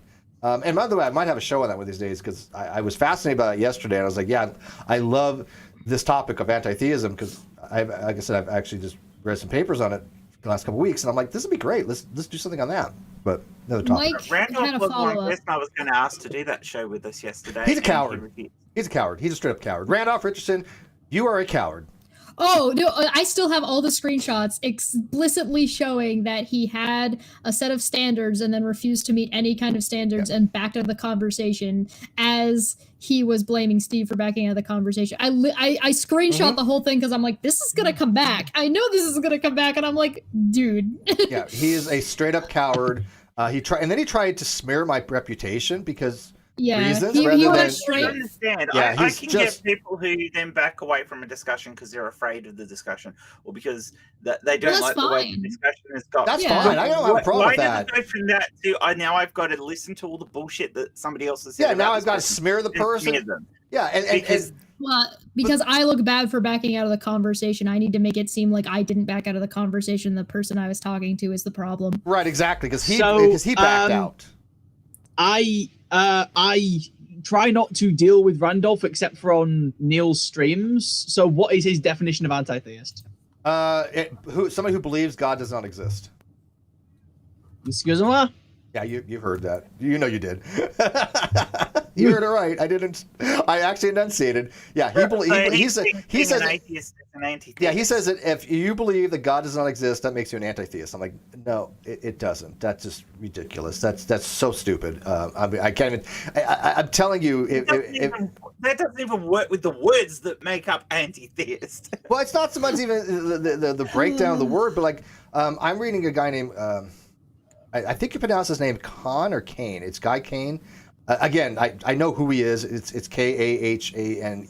And he wrote a really great paper on axiology of theism. And it's just an interesting way of spelling Kanye. I don't know, but it's called Should We Want God to Exist? And it's a great paper, and it is an argument. It breaks down from an atheist perspective, a theist perspective, and an agnostic perspective of should we want God to exist. You can have an atheist say, look, I believe there are no gods, but, I wish there was a God. I want there to be a God. I think there's more value to be had if there's a God. Or you can have a theist say, look, a theist would say... classical theist God, or... Well, a theist would say, look, the maximum amount of value we can have is if there's a God. If there's no God, there's no value to anything. Or they can say, look, I believe there's God, but I wish there wasn't. You can have different positions, right? One does not necessarily entail the other. I can say, I believe God exists, but I wish that he didn't. I think it'd be better state of affairs if he didn't, and there's a higher value to be had. Mesotheism. Yeah. So he wrote a paper on should we want God to exist, and if you read that and you read it in the way Randolph uses these terms, it makes no sense. I mean, it's just, but again, you have to be able to read these things. I love reading papers on epistemology for this very reason, because I'm like, okay, this makes sense to me, but if I read it according to the ACA or Randolph Richardson, this is nonsense, right? So we'll get into that another time, because I think the value of having God exist would be great for Steve's Sunday school. So when you say theist position there, do you mean classical theist? Because I don't actually believe in a prime mover deity. Yeah, no, look, I can work in either schema. I tend to non-classical theism in my schema, but like my good friend Dr. Kenny Rhodes, he tends to do classical theism. So for him, you would be an atheist. Right, and I understand that. There's nothing wrong with that. It's just a different schema. You have to be able to work within the framework, right? But he thinks. Oh yeah, sure. His wording of theism is not just any god. His word of theism is a personalized deity that it has an interpersonal relationship with somebody. That is the Yahweh God, the God of Joseph, Abraham, Isaac, and Joseph. Was Abraham, Isaac, and technically, Jacob. You don't have a god Jacob, that was a prime mover. Aren't you basically just saying that you're worshipping aliens? Well, if you just talk about the first cause, it could be something of a naturalistic explanation. Depending on who you talk to, I've definitely heard people describe angels as aliens. They would be, because they're not of this world, they count as extraterrestrial. Yeah. Exactly. Yeah, I would tentatively hold to the Greek idea of chaos. I mean, I'm a Hellenist, so I guess. But that's a very tentative thing that I don't have evidence for. I acknowledge that, and chaos not having a consciousness wouldn't fit most definitions of deity. Yeah, well, actually, Loki God. Out of curiosity, so Steve on Agree to Argue with Dr. Fuzzrana had a conversation about hell and the existence of hell. So I would be curious to have a conversation at a later date, not right now, obviously, of sort of more your perspective on hell, because they were specifying like that was a fun discussion. I enjoyed it. Oh sure, I have strong opinions on this, because most people who say pagans believed in some form of hell either were wrong or were talking about Valhalla. So would you be interested in maybe watching the episode and then coming and talking to me at some later time? Oh, that'd be awesome. Cool. Sure, if you DM me on Twitter at some point, I'll get back to you. So far, our most popular shows have been the one on hells and slavery, and the next one's going to be on slavery again. And then I think we're doing one on fine-tuning or something, and then we're taking 2 months off. But let's not go down the talking about slavery route, because there's so many people who make stupid claims about slavery.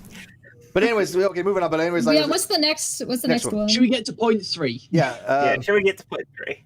boy, we've kind of covered point 3 whilst we were covering point 2. yeah, do I not don't We sort of did understand that. yeah, we don't have to go into simple too much logic. detail on some of these. Like, do not understand very simple logic. I That's would- ubiquitous. I would argue that most people on the planet don't understand simple That's logic, fine. and That- so by proxy. but that's fine. So But they're arguing I- against my logic, and I asked, I look, I am not a logician. I'm not great at some mastery of logic. I don't. I have a very basic first year, second year college level experience with logic. Okay, so I'm not somebody to come do your logic homework for you. I'm not gonna be able to do it. Do I understand the concepts? Yeah, fundamentally. But they don't even understand the concepts. If you don't even know what valid is when it comes to the logic, why would they be critiquing what I've written? I don't think they have the skill set to do that, do they? This is very true and infuriatingly common. And that's the point. It's like, wait a minute. I had one person, he's like, well, I didn't go to graduate high school and I debunked your arguments. I'm like, how? And everything they said about logic was wrong. I'm like, no, that's not right. It's like, no. Yeah. Most of the arguments about philosophy I get into are about the terms valid and sound. Yeah, they don't understand the difference. So they don't what I would understand probably say is I inference. would take 3 and 4 and I would lump them together with the same answer, because 4 is also, I do not understand very simple epistemology. Okay, we'll put them together. And the reason why I would lump them together, because I think it's the same problem, particularly where the ACA works. If we're talking about New Atheism TM, you're dealing with a situation where you have a very, very, very, very undereducated populace. Philosophy is not a subject until way later. People who you're dealing with are people who haven't heard the word epistemology until they started hearing it from like atheist experience. Yeah. Until So- they heard of street epistemology. Yeah. Yeah, exactly. Which is not really So- epistemology, but whatever. So exactly. So you have people that are not educated and don't really know that what subject they're actually talking about. This is why you end up with people saying that, oh, we're talking about religion, not about philosophy. And it's like, but that is philosophy. And so when people are saying like, oh, but not understand it. yeah, and they confuse right, and they confuse common sense and logic. I was about that's to what say Kevin that. said. Those were the exact words I was about to say, Cash. Kevin Stern said this is exactly that. They think logic equals what makes sense in my head. That's exactly right. They think, well, it's logical, meaning it makes sense. That's not what it means. That's not how it's used. And Logic- honestly, I think it's sort of Sorry. Even and this You is can like sort of lump- Southern America too, right? The Southern America Bible Belt are the people that's their audience. That's the people that they're trying to reach. And so these are people that have grown up in schools that are like Catholic schools, or grown up in Christian schools that don't even teach evolution properly. Right. So you've Well, come you can't, to, because if you do teach it properly, you're going to make more atheists or more agnostics, and that's the problem. yeah. So you've got you're talking about people who you have a little bit of the Dunning-Kruger, who have come out of this thing to this very, very, very base level understanding, which I understand. Like, there is something to be said for not learning all of logic and all of philosophy right out the gate. You have to build up to it. But the thing is that the ACA is presenting it as if this is what it is, instead of presenting it and communicating it as this is a starting step. This is not the only answers. But Yeah. And you don't have to be a philosopher to understand logic, but Right. it is something you have to learn. Yeah. if you're going to argue it, or you're going to say that somebody is wrong, you need to be able to explain how and why somebody is wrong, not just by fiat, which we already talked about. Can You need I to address actually something? understand how Venn diagrams work. Yeah. And epistemology and logic both fall right into the same. Let me address something. Like, for example, the McRae-Knoll Venn diagram, for example, like you pointed out. If somebody wants Hashtag humble brag. if somebody wants to criticize that, right?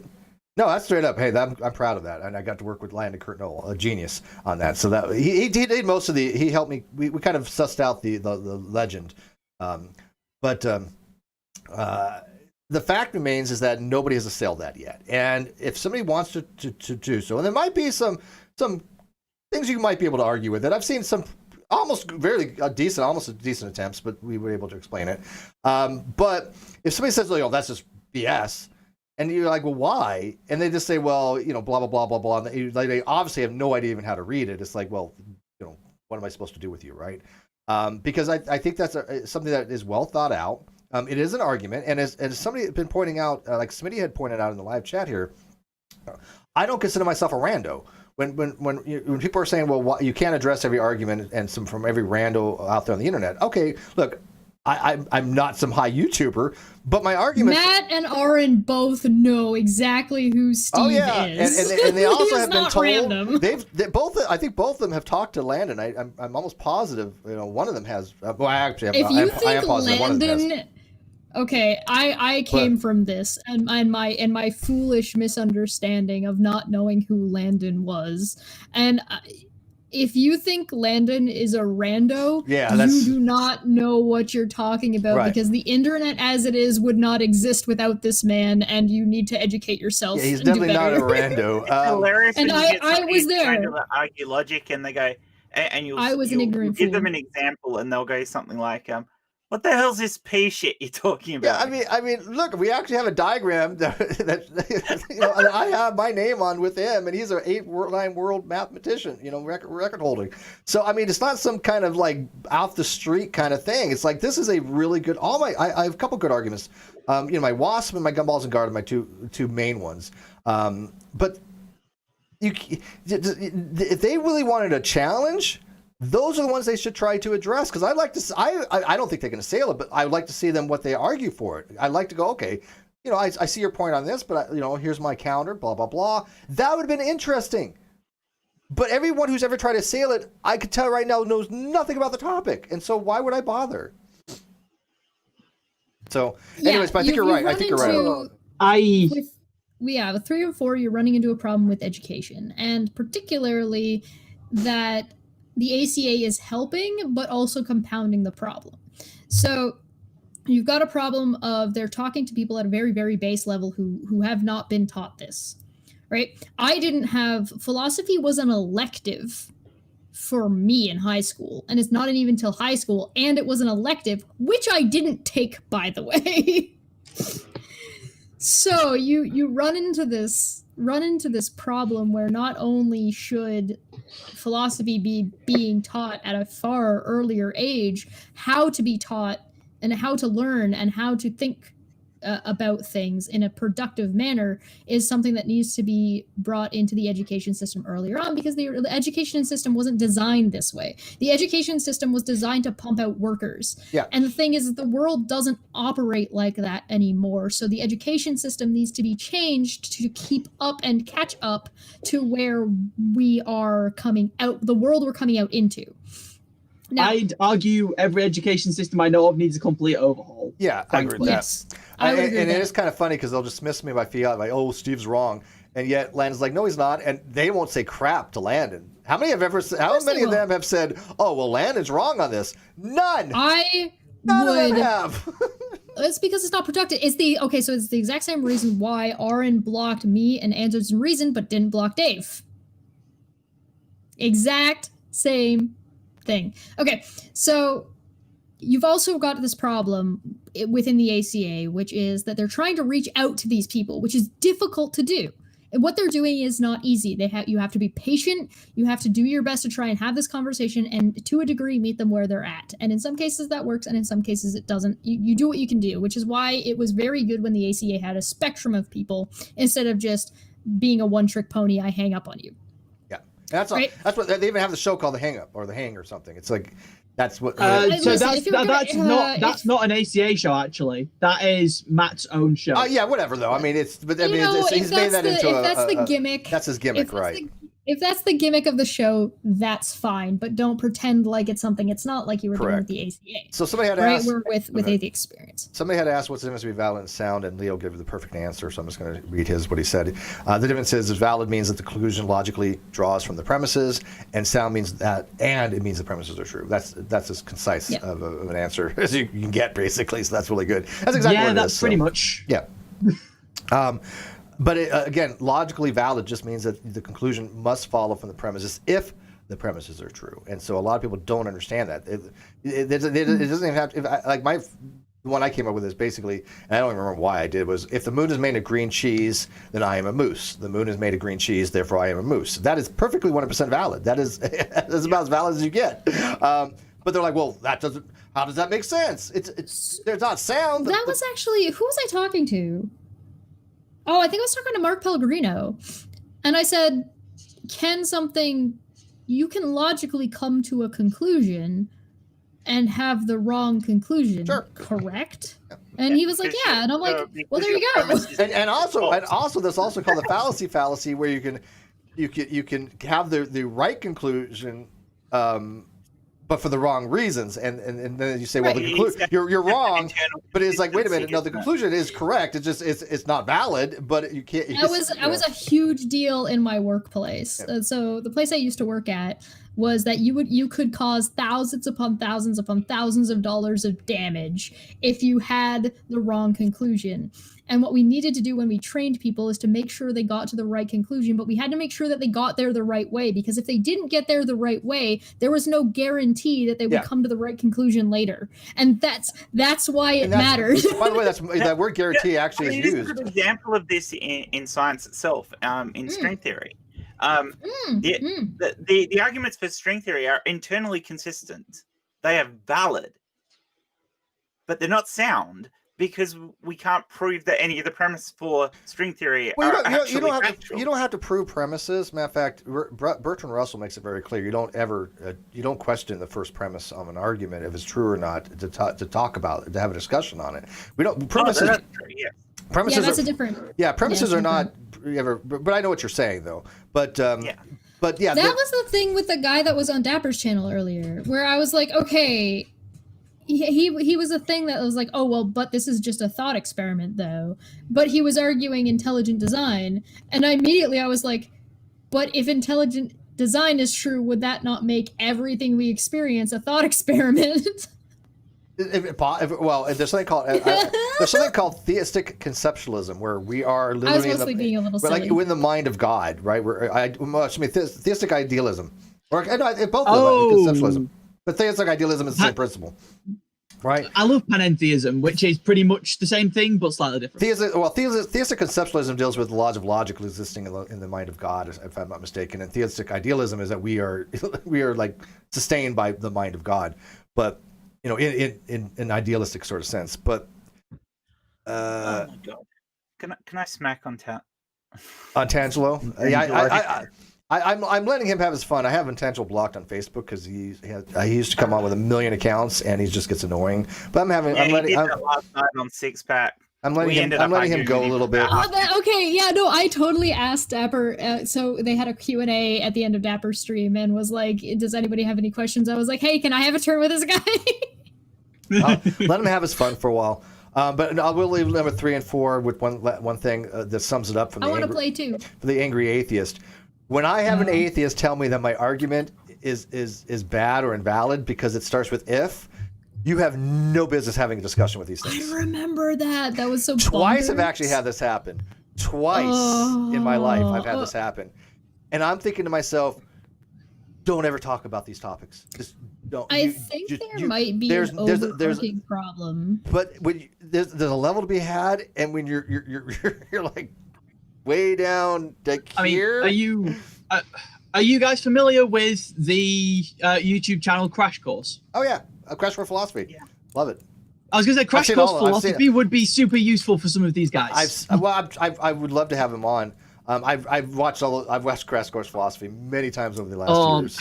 Hank Green is decent at conveying information. He's very good. Yeah. He's fucking funny on TikTok. You know who I found out has a degree in philosophy that blew my mind, and I just found out last night? Wade. Who? Yeah? Let me pull it up. Let me pull it up. Is that the guy from Arrow?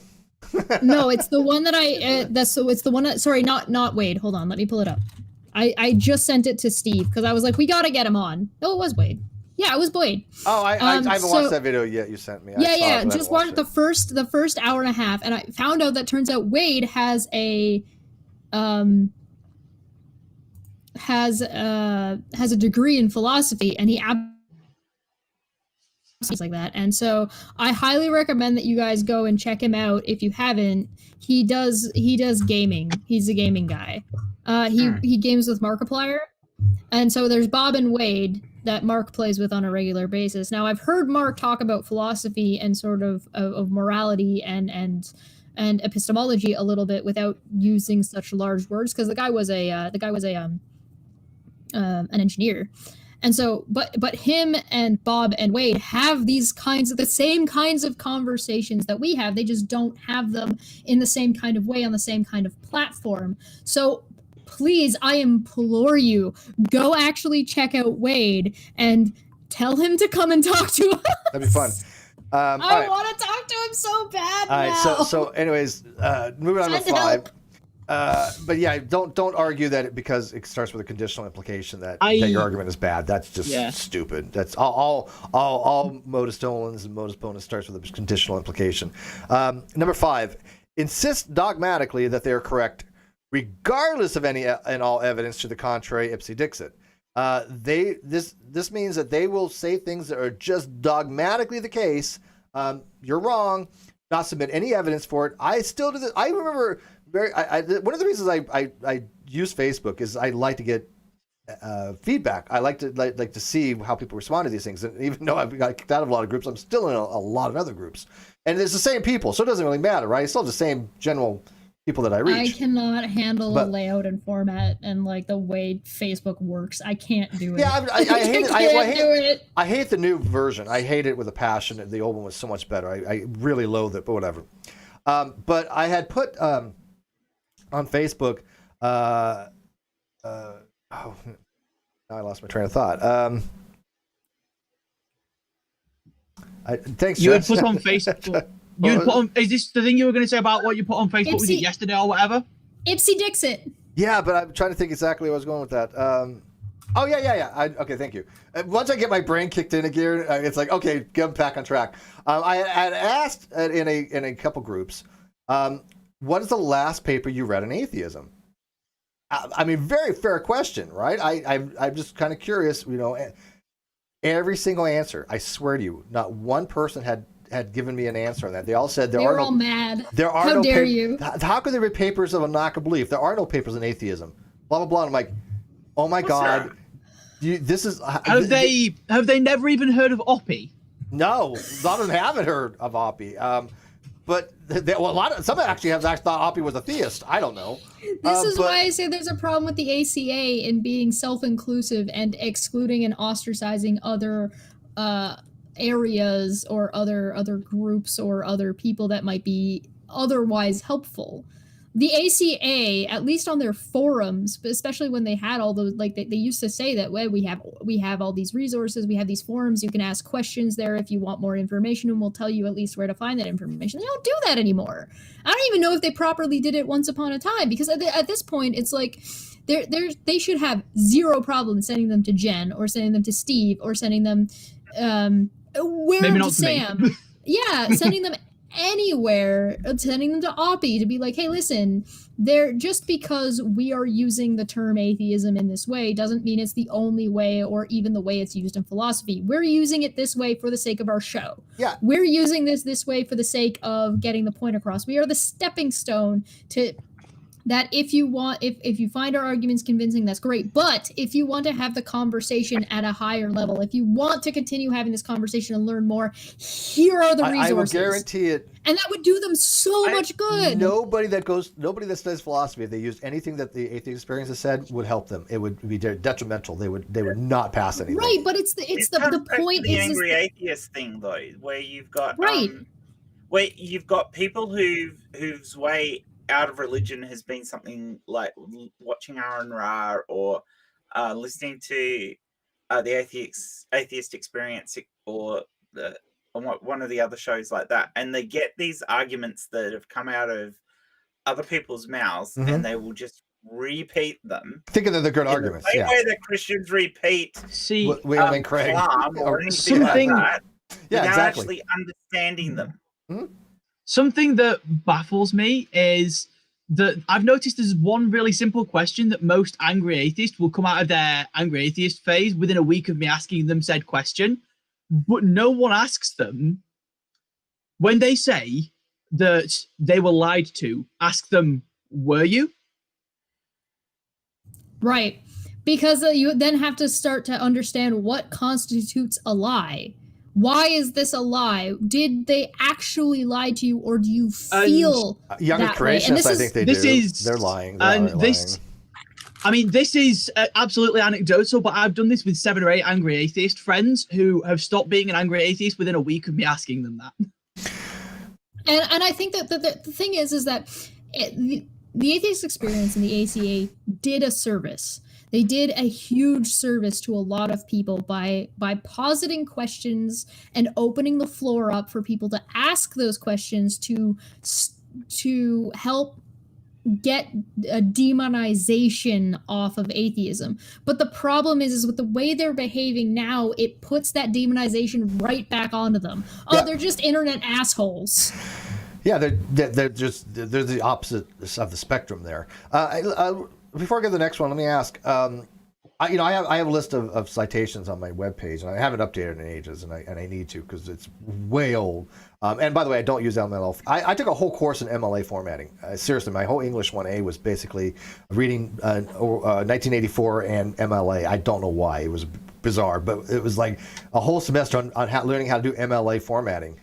And I've never used it since then, and I refuse to. I don't care if you use APA, Chicago, MLA, or just here's a link for it. I'm not interested in getting my citation page. I started criticizing your citation page isn't properly formatted. I'm like, I don't give a shit. It's not a paper. I don't want it to be properly formatted. Your blog isn't properly formatted. I couldn't believe that was an argument. I'm like, look, I know how to MLA if I wanted to. I mean, I don't remember the nuances because, oh my God, they're ridiculous. You don't even have to know. You I just don't look have it up. to. Yeah. You Google search it, and then you put your citation, sources in, and it does it MLA. for you. Yeah, it's MLA format. As someone very interested in programming, you don't have to retain a massive amount of information about how things are set out. You can Google shit, and it's fine. I couldn't tell you how to the MLA for a newspaper versus a biannual periodical or a hyperlink. Yeah, it's all whatever. But do you guys think it'd be interesting, like of study schools, that I just get a paper and we don't have to read the whole thing unless it's really short, but basically just kind of give an outline of the paper and explain a little bit with somebody. Pick a paper kind of. I think you're okay. Fun, I think. Here's what I think you ought to do. This is what I think would be very beneficial to a lot of people, and including the ACA. And I honestly think that Aaron and Matt should jump on this and send people around. And I think they should take advantage of this. And it is dissecting what is good and what is bad about classical is not the right word. When you have a story and you have like tropes of that story, it's cliches, allegories. Yes, cliched arguments that atheists use early on. We have done that. We did that on the ACA a little bit, didn't we? Well, we did a little bit of it, but I think it would be better to do one about you've done enough young earth creationist stuff, but here's intelligent design, and here's how the ACA breaks down intelligent design. Here is more information and more ways to break it down, and here's some of the contentions that are more legitimate that you're going to run into that you should look out for, and present it in a way that actually archetypes is also a good word. What's another one? The Kalam would be a good one to be like, okay, listen, we're going to explain to you the Kalam argument. Here's where it works. Here's where it doesn't work. Here's that you have to accept the premises and then have the discussion. But here's where you can say, however, I don't accept the premises, and here's why. And explain those things to people, because I think people latch on to those ideas, but then are not able to explain why or how. I tried that early on. I remember I started doing the first one I did was the argument from Logical Art Problem of Evil, and it took 2 hours, and we never got through a lot of what I could have got through because the answer is that you should probably do them as video format instead of the problem is I hate doing videos, but I know you're right on that. All right, so let's just continue on. I've never understood the argument from Problem of Evil. Because I don't necessarily see things as good and evil. That's a whole other conversation. I have problems with that. Yes. One way to But look. you could sit down and break down like Sam Harris's view of like most good and least good as evil and good. One way to look at it. You could break down all of the issues with Sam Harris's book, and it'd take you a week of streaming straight. One way to look at it is, Jen, is think of it as like a superlative of the best possible world, right? So so the best possible world is a superlative type of looking at. Look, I want what is the good is what is going to correspond that I think could be better for this world, right? So if let's say that we don't have the best possible world, like, but it makes the argument entirely subjective, because for every person those concepts are different. I get that, but I'm just giving you one way to look at the type of what good versus evil is in that. I think that this world would be better if this is the case for my ethical framework. Now, again, there's different ways of looking at ethics, right? Yeah, but that's one way of looking at it. Dungeons and Dragons does a better job of dealing with good and evil and the way it defines good and evil in its alignment block than I think most people handle it. But you I mean, the alignment block is shitty, but you're not wrong. Yes. I think most people. I agree that it's garbage. It's garbage because people are far more complicated than that. I think you could be chaotic good in one situation, but also neutral evil in the other situation. Hang on. It's cultural as well. But I think a lot of people would agree. Absolutely. I think a lot of people would agree the world would be better off if there was one less natural disaster in the world, right? Yeah. Right, but if we're talking about... Well, hang on. But again, these are gratuitous evils, right? So when that's why when you start getting into the definitions of whether you consider good and evil morally good and morally evil, whereas a volcano is not moral one way or unless you're T-jump. Are you going down Steve? Are you being T-jump right now? So what we're looking at is that I'm just trying to explain to Jen. In the same spot at the same time. When you're looking at the next closest possible world to us. If the next possible closest world to us has one less gratuitous evil, right? Then you could say, and of course it's subjective, but you're saying I think that's a better world, right? That is the closer to the optimal or best possible world than what we have now. So is it? Do you want natural disasters? Do you want natural disasters? I mean, that improved. Wait, hang on. Hang on. So you see that it is incredibly subjective, and I can't see any way you could possibly argue this. Is it really? Hang on. So, do you think that it is good that we have natural disasters? Some of those natural. Okay. Would the world have been a better place if the great big asteroid hadn't have smacked it and got rid of all the dinosaurs? Oh, that's a good question, actually. It's funny. That's a natural disaster. It's funny. It's funny. But it's funny you mentioned that. The answer here, Jen, would be that if you're having to bring up this concept in the first place, you're probably dealing with a classical theist. At which point you can prescribe good or bad relative to humans because that's what God said. And so you can assign that to natural disaster. That's the thing, right? You're saying... everybody's talking over each other. We got to move on. So, hang on. Then that changes the entire argument. I got to put a pin in this. We have to. But Jen, it's funny you mentioned that because that's actually Hughes Ross's almost his argument in Improbable Planet. That's so funny. You're actually promoting theism right there. You run into this is the immediate problem you have with Sam Harris's point, is that do you consider what is best for humans the ultimate Yeah, because I do. You might not consider that to be the case. Some people might be full balance. They might be like, listen, it needs to be good for humans to a degree that is equal to all other living things on the planet. And so if you're saying that, then maybe a volcano that only takes out a bunch of humans might rebalance things. So if you're going from a point of balance, or if you're going for it really, really, really hyper depends on what you mean, which is why I say D&D does a better job of explaining good and evil, because D&D uses evil isn't morally evil, it's selfishness, and good is altruistic. Yep. All right, so let's move on here. Number 6, deny logic when it does not suit their position. This I see frequently, straight up. They're like, oh, your logic is right on paper, but in the real world, I'm done with you. I'm just done with you if you say that. I say that quite frequently.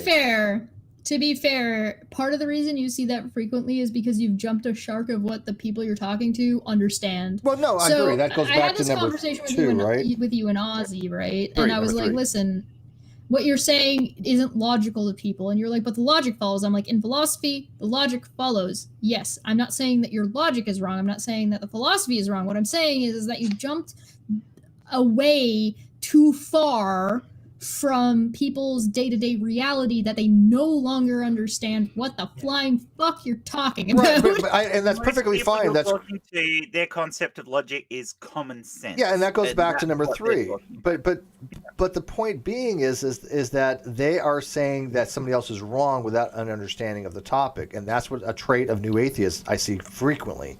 I think that's a trait of everyone, though. It's not just the new atheists. It's more ubiquitous there. To that level. I think that the thing is that, as a general rule, new atheists TM tend to be, as a whole, not self-aware, and I'd argue that it's not self-aware people that do this so by necessity. I think there's a self-defense mechanism that goes on. It's you've got people that are coming from a dogmatic point of view that already have their world right. They're still dogmatic, and they have just recently had their worldview fucking shattered, and they're trying to find their place, and so they've latched onto this other thing, and now you're telling them that, well, maybe it's actually a gray area. So the thing that they just had shattered maybe now has a chance again, but they're still hurt from that thing. So this is why we, oh God, I don't know how many times, I feel like I've talked about this a lot recently, and it's that you can't, feelings do matter. You can't say that logic or facts don't care about your feelings. They do. Those things matter because they inform the way we understand what's going on. They inform That's because we're not Vulcans. Right, and it informs actually Vulcans society. Vulcans actually experience more emotion, but anyway. Yes, but they've learned how to control their emotions so they don't interfere with their logic. And most of the time, whereas our emotions always interfere with our logic. And the thing is like, if you have a fact, that fact may be based on how people feel about something. And so, it's a fact, but it's a fact based on this thing because we're social. Yeah. There are facts that it doesn't matter. 1 + 1 is going to equal 2 in base 10 based on mathematics. Sociology with me now, are you? No, I won't. All right, but there are things that are going to, if I drop the pen, it doesn't matter how I feel about it, the pen is going to fall. I could be very upset that I've dropped my coffee, but the coffee is still going to fall one way or another. But there's a buoyancy of gravity. Right.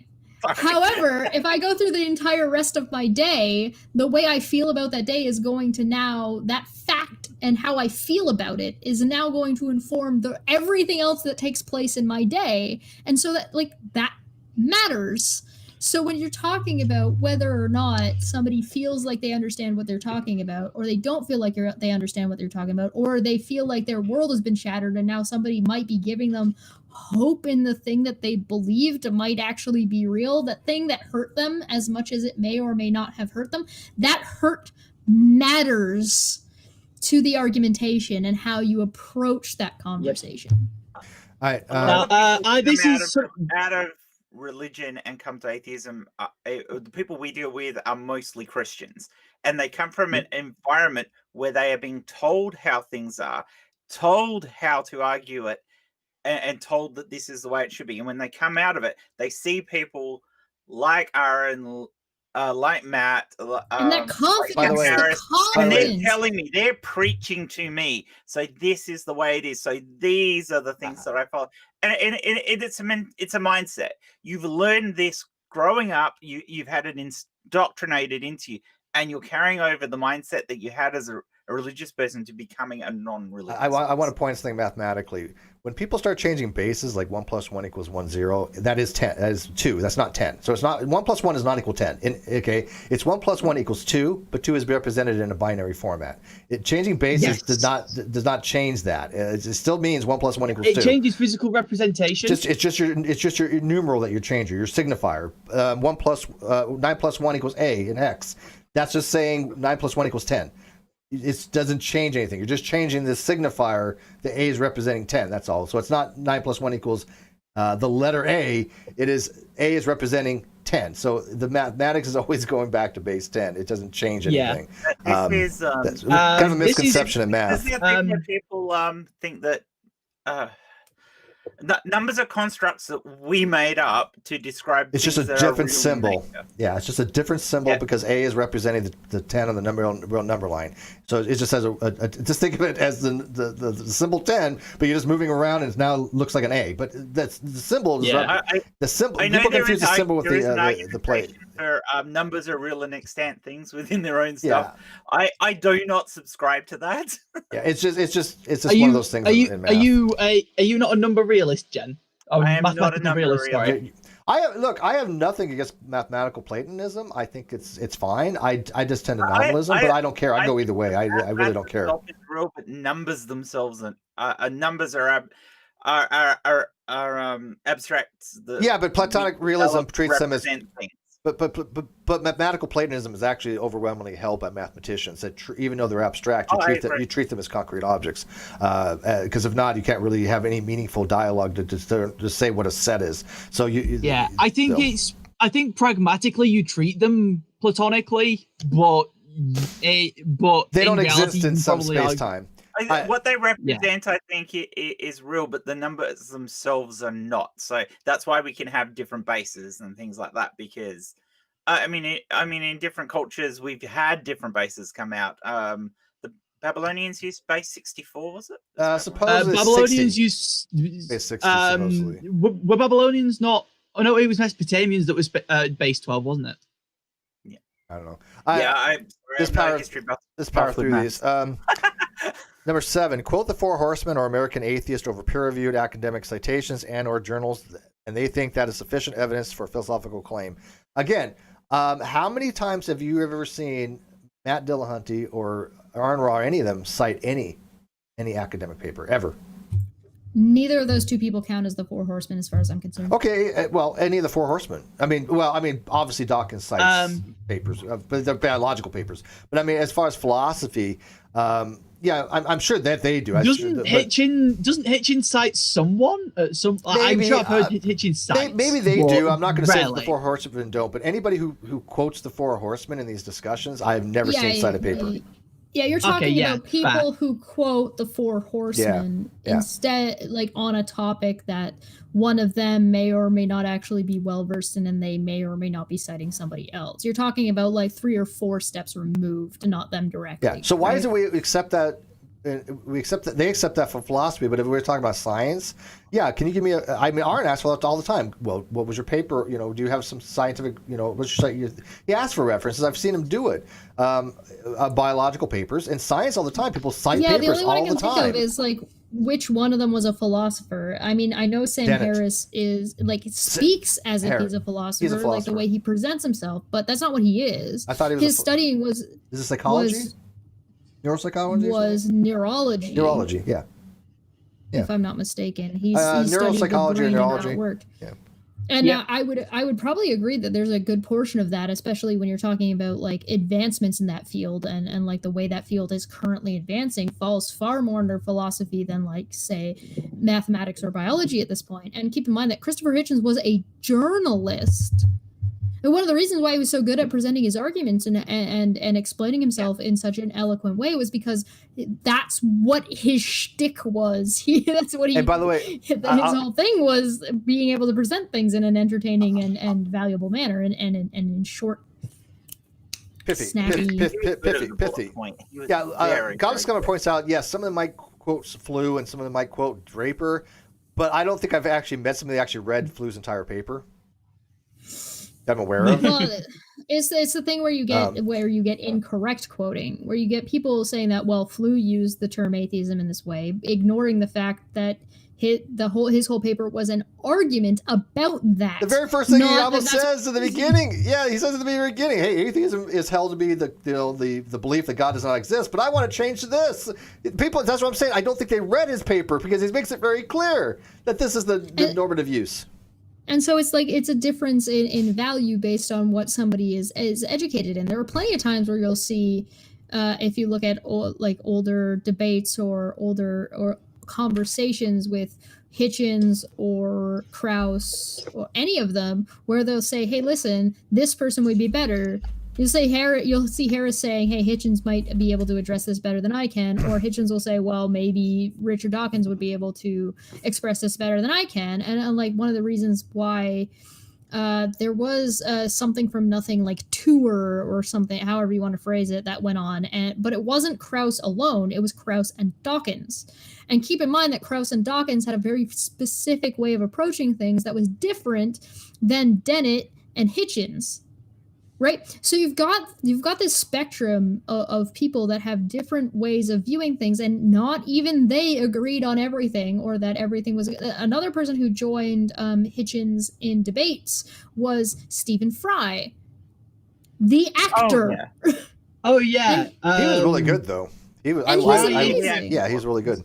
Fry is witty, and my biggest criticism of Fry is that he will speak with confidence on subjects he doesn't know about, especially history. Yeah, well, he's really good at rhetoric, though, and I like that. Yes, because he's an actor, so he's very good at like where you've got let's say that Hitchens is being very, very logical and very, very point to point about what he's saying, and then you've got the other side appealing to emotion, and then you pull up Fry, who's able to garner that emotion and garner that sympathy and play the crowd. Things like that are important, and things like that matter. Feelings matter in arguments. You can have the best argument on the goddamn planet, but if you're an asshole and you can't communicate that in a way that people are going to be able to understand you, or if you're boring. So people debates are won by rhetoric. Yeah, well, unfortunately. Not entirely. You know what's funny? The answer is that neither one work entirely on their own. You can't win a debate on rhetoric alone. You need to be able to back it up enough. At least enough. Oh, yeah. I would argue that more than half of a debate will be rhetoric, but there'll be some arguments. Somebody to sum it up through the rhetoric. It also depends on who your audience is. I actually wrote, and I got a lot of pushback on this, and almost all of it was just, I think, bad pushback. I'm sorry, because they didn't think about what I was saying very clearly. I put on my Twitter and I put on my community tab and Facebook. When you have the truth on your side, you've already won the argument, regardless if your opponent recognizes it or not. And people are like, well, no. What if the truth is subjective? And I'm like, no, look, if it's true, it's true. No. If it's true, it's true. Means that you've already won the argument as far as you are correct. That's a different conversation. It depends on what you mean by win. I understand this. That's the point. Win as in people believe you? Right. That's a completely different thing. And I'm not talking about that, right? But people don't understand. When I write something, I try to have a little nuance of it. And I don't think they even think about it. You say something and usually people don't understand what you're saying. While I'm still on my community tab, I also put a poll up on 3 different places. The Great Debate Community and Facebook, my Twitter, and my community tab.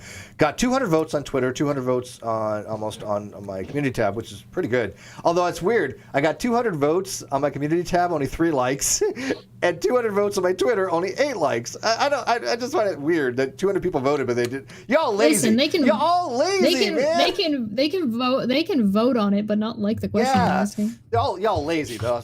But anyways, I'd asked a question. I'm going to be doing that probably this Sunday to talk about that. But I had asked, if an atheist, one who believes there are no gods, asks people to pray for them, is that playing both sides of the fence and or a form of emotional manipulation? It's weird to me if somebody says, look, there are no gods, all gods are bullshit, but I'm going through some problems. Will you pray for me? I find it to be odd, and I think there's a discussion to be had about that. But we maybe we might talk about that this Saturday or this Sunday. But that's a lot of people that voted, but only 3 likes. Come on, I would people, argue man. Intention matters. Well, it's a lot of intention always matters. As context. But I was general for a specific reason, because a lot of people like Facebook, they said, well, it depends on context. And I'm like, I'm being general here for a reason. Look at Steve being like, I was general on purpose so people wouldn't understand me. Why don't people understand me? They don't. Steve. They don't get me. Nobody gets me, man. You know? I try to put nuance in, but I try to leave it general. What the fuck does that mean? Well, you can have both. All right. He can have both. Maybe he just likes general nuance. General nuance. GN. Ah. All right. Number 8. Have pretty much never read a philosophical paper in their lives. I find to be, again, very ubiquitous. The new atheists. They just do not read anything on these topics. And This I don't get goes that. right. This goes with 3 and 4. You're dealing with a group of people who are undereducated, criminally so, by their own location, by where they live, based on what they've been taught as children, based on what they've been taught all up until that point. And so, if you don't understand what logic is and confuse it with common sense already out the gate, There's a problem. how can you possibly expect them to be able to read a philosophical paper, let alone understand it? They're going to look at it and just, it's going to look like Greek. Well, that's why I want a new There's a atheist reason- to come on and do it. There's a reason why I keep telling you to make a goddamn legend. I literally have primers on this on And my you blog. need David's to, trying to make post himself it a every legend. time you post something else. That legend needs to exist in every paper you write, every single one. So if I make a map, if I read a map, I have to put a legend in on that map, no matter what map I've written. Yeah, that's Even if I've written the same kind of map. unwieldy for me. People need to know what north is, asshole. Okay, so number 9. Stop expecting everybody to read every single one of your papers. Put a Well, legend in for whatever it is you're using. All they gotta do is like, I have links. Number 9. Use Oh my Alternatively, Link create a it. glossary. glossary. Create a general Yes. glossary you can link everything else to. Yes! We used to have Here's that. the terms I'm going to be using in this paper. Here's the glossary. Here's also a link to the full You think glossary. I have that much the whole thing. effort? If I was oh writing- my god. Well, I tell you what, if I actually wrote a paper, then I would. But on my blog, I'm not going to waste my time on that. That You people, should do yeah, I'm that. not. I'm well, not then going to do don't base bitch homework. that people don't know what you're talking about. But they don't try. They don't even try to understand these very Oh. specific group of people. Yeah, but you're also not willing to do the work to allow them to try. Oh, I've done. No, I've done. That's okay. If they're too lazy to go look at my citation list and go read the paper, then it's their own fault. I guarantee you, I have never read a single one of Steve's citation lists. You haven't seen my citation list? Oh, you haven't read it. You haven't read a paper on it. Okay, sorry. Number 9. Use That's mute. lazy. Lazy.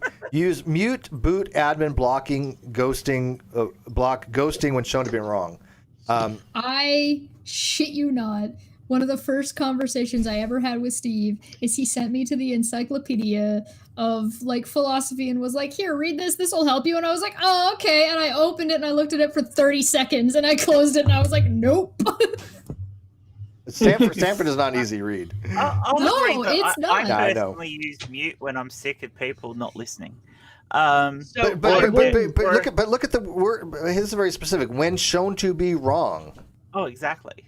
I have met a couple of them that won't and will just respond with "you're lying" until you block them. But for the most part, yes. But admins and mods with power, when they're shown to be wrong and they lose face and then they remove you. That's what's happened with a lot of the groups I was in. That's what How many of them end up going down almost the "your mum" meme at that point? Most. It really is. Well, yeah, but it's so funny because then they complain. I have people all the time. Those, I was in that community. Oh my God, it's so base level, and these people are dumb and they don't have any conversations. I'm like, yeah, they kick anybody out that if your admins are stupid, you're going to have people in there that they're going to want people on those levels. They don't want people in their Okay, so higher there's level. a difference between. I'm going back to D&D. I'm doing this for a reason. There's a difference between intelligence and wisdom. You don't have to know a whole ton about a topic to tell when someone's being a shithead about it.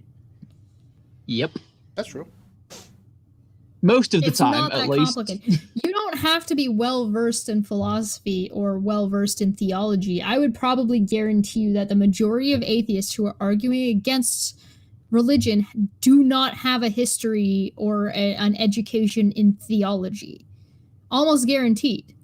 And so why should they have any authority on theology at all if you're going to use that kind of argumentation? And the answer is that you shouldn't use that kind of argumentation because it's not good argumentation. Well, real quick, there's a blast from the past in the live chat that I cannot even believe is still around because I thought he died. I don't know. Tommy Hall. Wow, that is a name that I have not seen in like 5 years. 4 years. That was before. That's a name I have not heard in a long time. Long time. Yeah, Tommy. What made you crawl? What made you crawl out of the woodwork? I'm not. I'm just asking. I'm not. Cheshire. Cheshire. Do you know Tommy Hall? Do you recognize the name? I don't. Tommy Hall is one of the quintessential OG young Earth creationists back in the day with Nephilim Free. I'm sorry that you had to spend time with Neffy. Yeah, my hair got yeah. Tommy hasn't seen me since I had my hair like really short. So yeah, my hair is quite long. So is Tommy still a young Earth creationist? Or? I would assume so because he doesn't understand biology. No offense, Tommy, but he thinks he does. Listen, don't shit on the guy when he just came back after 5 years. You know what's happened in 5 years. It's a love-hate. Don't be a dick, Steve. I am a dick. He is a dick to me. No, Tommy and Dapper should have a conversation. That would be interesting. Yeah, because Tommy loves his biology, but but I think him and Dapper would have an interesting discussion. I don't know if he still has conversations or not. Tommy, I feel like if you were gonna do that, you might need a moderator. Oh yeah, no, it would. But Tommy's mellow. He doesn't like get all like. At least Dapper is like new blood, so I think, or at least Tommy would be new blood for Dapper, and Dapper would be new blood for Tommy. So I think that would be a good. Another stream, Tommy. Another stream. Just keep watching, but for future episodes. But if we can get you and Dapper to have a discussion, I'd be interested in that because I know Tommy's arguments. Right? He was real big into what's called phenotypical plasticity. He was using all kinds of things against like telomerase and telomeres, and he's really big. He reads something on like DDX11L2 gene with Tompkins. Go, this must be true. He just buys into any young Earth creation things he hears, and I think it's fascinating because it's like. Okay. But it's good you're around, Tommy. I mean, welcome back. I'm not. Yeah. Yeah. Oh, yeah. Darwin's deity and Tommy used to be tight. They were like brothers. I don't know if they still are. Yeah. Well, okay. Let's just. The answer is that they deny logic because they don't understand it. So here's the thing: number 3 and number 6 are the same thing. If you don't understand it, of course, like that, it's reasonable to expect that people I don't think they're the same deny thing. I don't think there's. I think they're actually very different. I don't think they're the same thing, but I think you can loop them kind of all together. They're related. Under the same problem, like the same. It's the same cause for all of the. It's a compounding issue. But a person can say, "Look, I don't understand the logic, and I'm not going to refute your logic. I'm not going to deny it merely because it suits my position to do so." Yeah, but these are people who don't understand that they don't understand the logic. These are people who think they understand logic but don't, and so they act as if they do. Oh wait, Darwin's deity showed up. What did you do, Tommy? Did you bring in all? I mean, is this like 2015 revisited or something? I also see a little bit less quoting of the Four Horsemen, and I see a little bit more quoting of Aaron and Matt. I don't think evolution. Well, I think that's because the new people coming now. Hang on. I don't think Darwin's deity is in the live chat. First of all, I don't see Darwin's deity. So Darth Dawkins has a soccer account in there. Yeah, no, don't hide him. But here's the thing: Darth Dawkins has never been in my live chat before or in my channel ever. Yeah. So that's why I'm wondering if that's a fake one. He was hoping Atheist Bastard. Apparently, Evolution False is one of his known soccer accounts. Well, I know that. Yeah. No, I know who Evolution False is. I'm just saying, is somebody parroting him, or is that him? Because he's never been in my live chat, so that's why I'm thinking is somebody. Well, it's one of his. Evolution False has. No, hey, listen to me. I know all his sock accounts. He is. No, I'm asking you a question, Steve. Oh, what's that? I'm trying to ask a question. Have you seen that he's in the chat? Because I'm not seeing what your point is. Yeah, here. yeah, I've seen. Yeah, Evolution False, but I don't know if that's somebody pretending to be Darwin's deity, or not. Okay, and that's what I was asking. I just wasn't getting across very well. Yeah, because again, he's never. Uriah. I trust Uriah, but hang on. I trust Uriah Christensen, but how do you know that was him? Tommy would tell me. Tommy would know if that's Darwin's or not. If they're still buddies. If they're still buddies. If Chris retweeted this, it's possible it's him because Darwin. Yeah, that's what I'm thinking. Yeah, but Darwin says he's a coward. He's never come on my channel before. He's an absolute coward. He's a complete coward. Complete coward. And he just loves to sit in the chat and and try to put Yeah, shit at I will- people. and I will or give That this- sounds I will that get- sounds like a I- troll that we know that was given mod status in a certain place, but was too much of a coward to actually have any conversation. I will, and I'll give this to Tommy. Tommy, man, he will confront and talk anybody on air.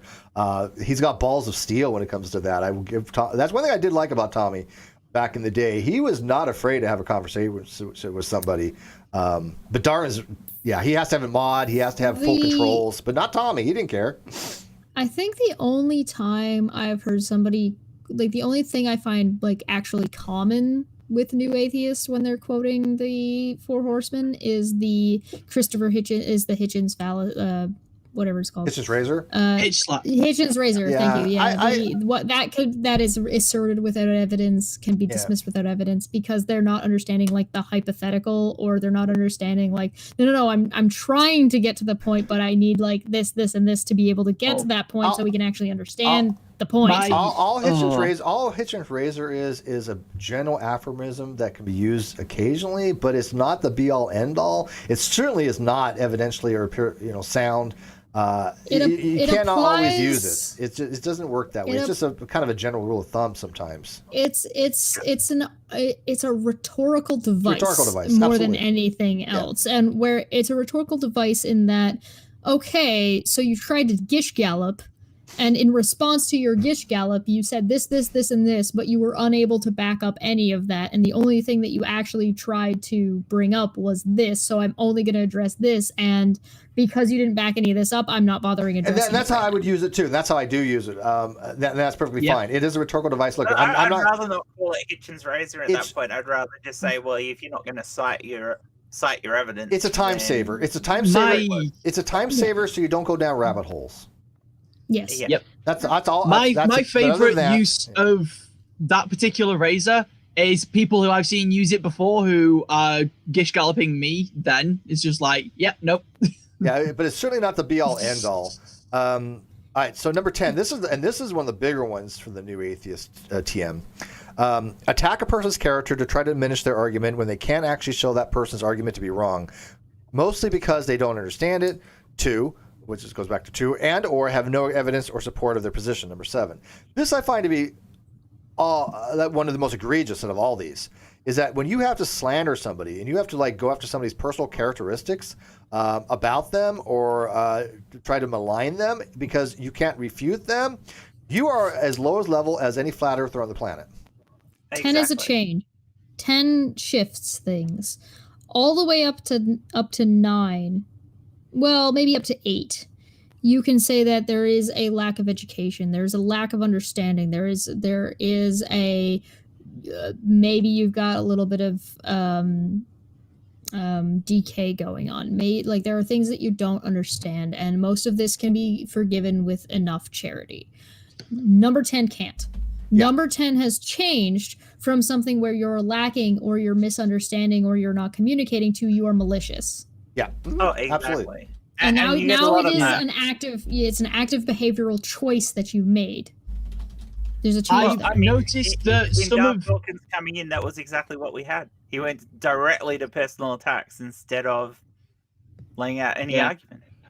Something I've noticed with New Atheist is that sometimes number 10 simply takes the form of anyone they disagree with being delusional, and I don't think they realize they're being malicious with it in those scenarios because they're parroting again. Some do though, Sam. I think well, some. That's why I said some. Yeah, there's definitely an element out there of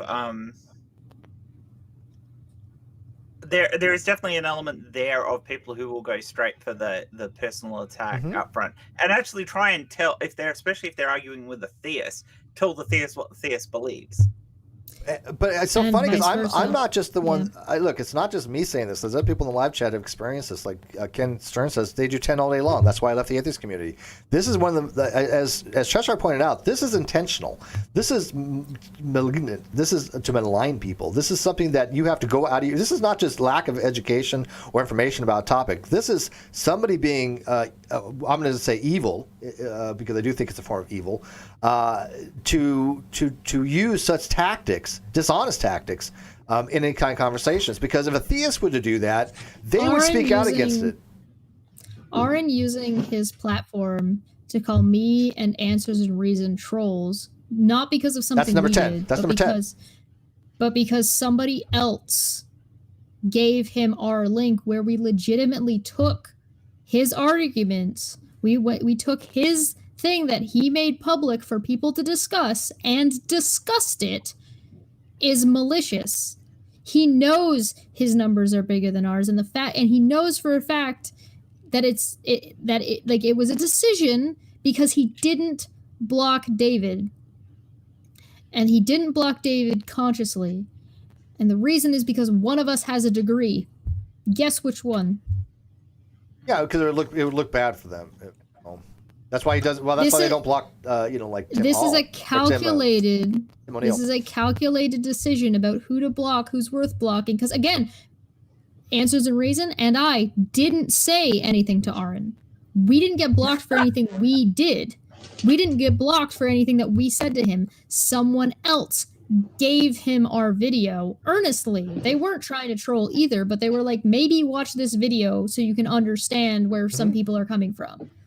We didn't say anything horrible about him in those videos. I don't think he even watched them. Of course he didn't. But see how you can just dismiss an entire argument by saying, well, that person's a troll? There are legit trolls. I mean, we all know that. But none of our videos have ever been to troll anybody. They are to educate and to inform people about people's, what they're putting out. Most of them are responsive in nature. But there are people that make actual troll videos. I don't watch those videos. I don't care to. Yeah. But he cannot put you guys in the same category as that. That's absurd. And it's one thing to have somebody get caught up as a troll just because you're in a mood or because you've been dealing with enough and that person just happened to come in a way and a time. Everybody has their days. Mm-hmm. The reason why I said what Aaron did was intentional is because there were 3 of us. Mm-hmm. None of us were having a conversation with him at the time. The last conversation I had with him was like 2 weeks previous. Yeah, I mean, so he went out of his way to go find me in a conversation that I was not in to block me and the other person in those videos when we weren't even the one who gave him the video to begin with, that we don't think he even watched. And the only one he didn't block was the person with a degree. He had to make a decision. There was a conscious choice to label us and dismiss us in a way that not only was not fair, but was not reasonable in something that had nothing to do with our behavior in any way, shape, or form. So let me ask you, if Aaron was to call me a troll, would that make any? I mean, would people speak out about that? Because I don't think he would. I don't think he. Well, I doubt he would call me that. But let's assume that he did. I mean, he's called me other things. But I mean, how in the world have I ever trolled Aaron? It's like no, not in the. I literally believe what I say. None of any of the things any of us, I think, in this room have done has ever been trolling. All of the things. So even when I was aggressive at the beginning, I was aggressive. That's not trolling. Mm-hmm. Being aggressive in like how I feel about something, the tone policing about how I feel like I want to express my frustration at the way I've been treated, which is responsive, by the way, is not trolling. I'm not going around making a little joke here and there or like a little bit of heckling. Also, not what I did, but also not trolling. If I make a joke that's like, hashtag Steve's fault, or I make a joke about like Red's rhetoric hitting pigs, I'm heckling, I'm not trolling him. I'm not dismissing his argument about the earth being flat or not. Right? Hitting on or hitting. Right. It's not that there's no intent there. There's no intention in any of this to be. We want to work with you, and you're being a pain in our ass instead. And it's like, why don't you just work with us? Why are you unable to have a conversation? That's not trolling. Somebody proves right? themselves to be incapable of having a conversation where they're just being a troll and being an ass. It's good to interact with people. I mean, I have people when I was organizing the show that we did yesterday. Aside from people warning me, don't get involved with Steve. How crash you and destroy you. And, I will destroy you. Stuff that came in the chat was people who hate Steve who were coming in to attack Steve and SJ. I remember. It's so funny. I remember. What? Yeah, no, she's was it related? Yeah. Was it actually related? No, it was Yeah, I Billy came in figured. and attacked. Yeah. And we And it I had am- nothing to do with the yeah. anyone Oh, does dear. that instant block. Yeah. We are not dealing with that in the chat. No. It's gone. Yeah. And I am not big enough to be controversial yet. We'll get you there. I'm not anybody, but I get treated as if I'm a lot bigger than I am. There's that aspect. If you deal with You're these becoming a people you threat to don't people, like, Chesh. you're You're getting noticed. You're becoming a threat. and that is very much a thing. There's a thing that no, that's it. You can't. And people actually said to Will and I, you can't have Steve on. You shouldn't have SJ on. SJ's problematic. SJ is such an easy person to talk to. I've never had an argument or a bad argument. We had arguments. But I've had arguments with Yes. SJ, but there's no need to argue with SJ on a personal level. That's ridiculous. Never. Yeah, I've heard and I've seen some behavior from her that I would consider problematic, but it's not consistent. No. Do you know what I mean? And usually, No, I think she has really bad arguments, but I It's get along with her on a not personal She has level. really shit Yeah, arguments. really bad arguments. But you know, Very definitely. but here's the thing, Jen. I much rather have somebody like SJ that I have fundamental disagreements on the arguments, but we can discuss them and we get along. That's the whole point of things, right? People think that just because you get along with somebody, you agree or you're betraying what you do or do not condone behavior-wise. So if I think that SJ said or did something that I find unacceptable, as long as I make it clear that I think that is unacceptable, that has absolutely zero, nothing, nada, zip to do with whether or not I address her argument on a reasonable level. So Steve could kick puppies and I could be like, no, Steve's not allowed to kick puppies and I think that's a horrible thing he should do. Does not mean that I cannot speak to him as if he is a human being. And people need to get the fuck over themselves and that other people, whether you agree with them or not, and whether or not you think they're a horrible person, has nothing to do with whether or not they are a human being and deserve to be treated as such. Yeah, and wouldn't you want those people? I mean, look, if I'm trying to convince people about certain things, let's say I was an anti-theist. I would use SJ as an example and be like, yeah, let me talk to SJ and show you why atheism is bad, right? And SJ, I don't think would have an issue with that. I just had a conversation. So I don't understand why people are like, don't talk to her. Why? I had a 6-hour conversation with Gary. I fundamentally disagree with him because I think he's inconsistent. Now, does that mean that he deserves to be treated like shit? I think the guy is essentially engaging in rape apologetics. Do I think he deserves to be treated like not a human being? Absolutely not. You should have a conversation with him on his level. I also think he was apologetic for racism. Now, does that mean he should be treated as a human being to have a discussion with? No, you should still treat him as if he's a human. Now, whether or not you decide to platform him and his ideals is a completely different conversation, because I could have him on and let him preach on my channel, but that's not what I did. I let him on to say what he thought and then immediately was like, whoa, hold on, what the fuck? And it's the same with yeah, that's fine. G-Man. That's no big deal with right? that. I'm able to sit down and have do I agree with what G-Man's saying all the time? Absolutely not. But does that mean that he shouldn't be treated as if he's a human being? Or does that mean you shouldn't try to understand at least what he's trying to say? Because how are you going to fucking possibly dispute his point if you can't understand what his point is to begin with? But my position is that, for example, with Gary, I'm perfectly fine with you having a discussion. I would never would. Why? Because I dislike him. Well, yeah, and that's fine. Why would I want to have a discussion with the guy, right? So that's this, right. As you said, emotions play into certain things. It's not that I couldn't. I could annihilate right? Gary. Okay, let's be realistic. I could annihilate Gary on his arguments. You did a very But effective you're also job. not going out of your But I way don't want to to. harm him. You're still treating him as if he's a human being. Yeah, I You've don't wish him decided any ill will. I just don't I want like to talk this to him. person, but you're not actively going to cause him harm because that you're still treating him as if he's a human being. You're still like, listen, this is a human that I But you can disagree understand with, why that I would have don't- no interest in talking to him, right? Of course, I don't like him, and I've decided that he's caused me personal harm, and I don't want to have to deal with him, and that's fine. That's totally okay. I would have a problem if Steve decided to like go out of his way to make 7 or 8 or 9 videos ripping on bullshit and making, if he was lying or making things up about what Gary said. Which I never have done or ever would do. That wouldn't be acceptable. Correct. But does that mean that I can't have a conversation with Steve anymore? Not necessarily, but it might mean that Gary can't have a conversation with Steve anymore. That's something different. Yeah, well, I wonder how much pushback he got for having a conversation with you from his own people. Because he didn't No fare, idea. he didn't fare well. Kevin Stern, $5. Have you heard of the Dunning-Kruger effect? Is that part of 10?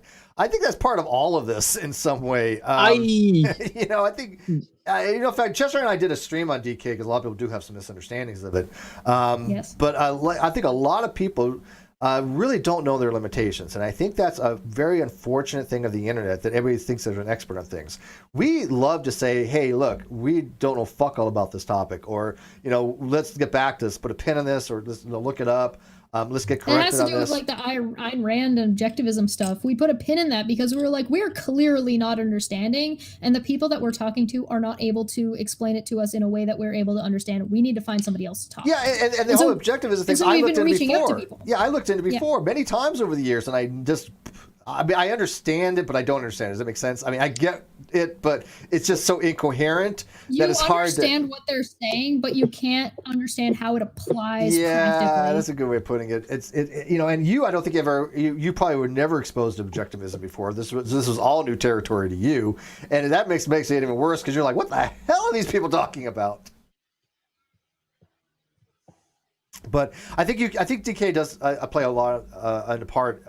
Because one, people don't want to see that they're wrong, right? People refuse to. A lot of times, don't like to admit that they don't understand something, and I don't. I don't get that. I really think that's a very bad way for have your epistemology to say, look, I'm happy when all the time I say, look, geology is not my thing. I know very little about geology. I'm not going to get in a discussion with Stephen Bowen. Bowen.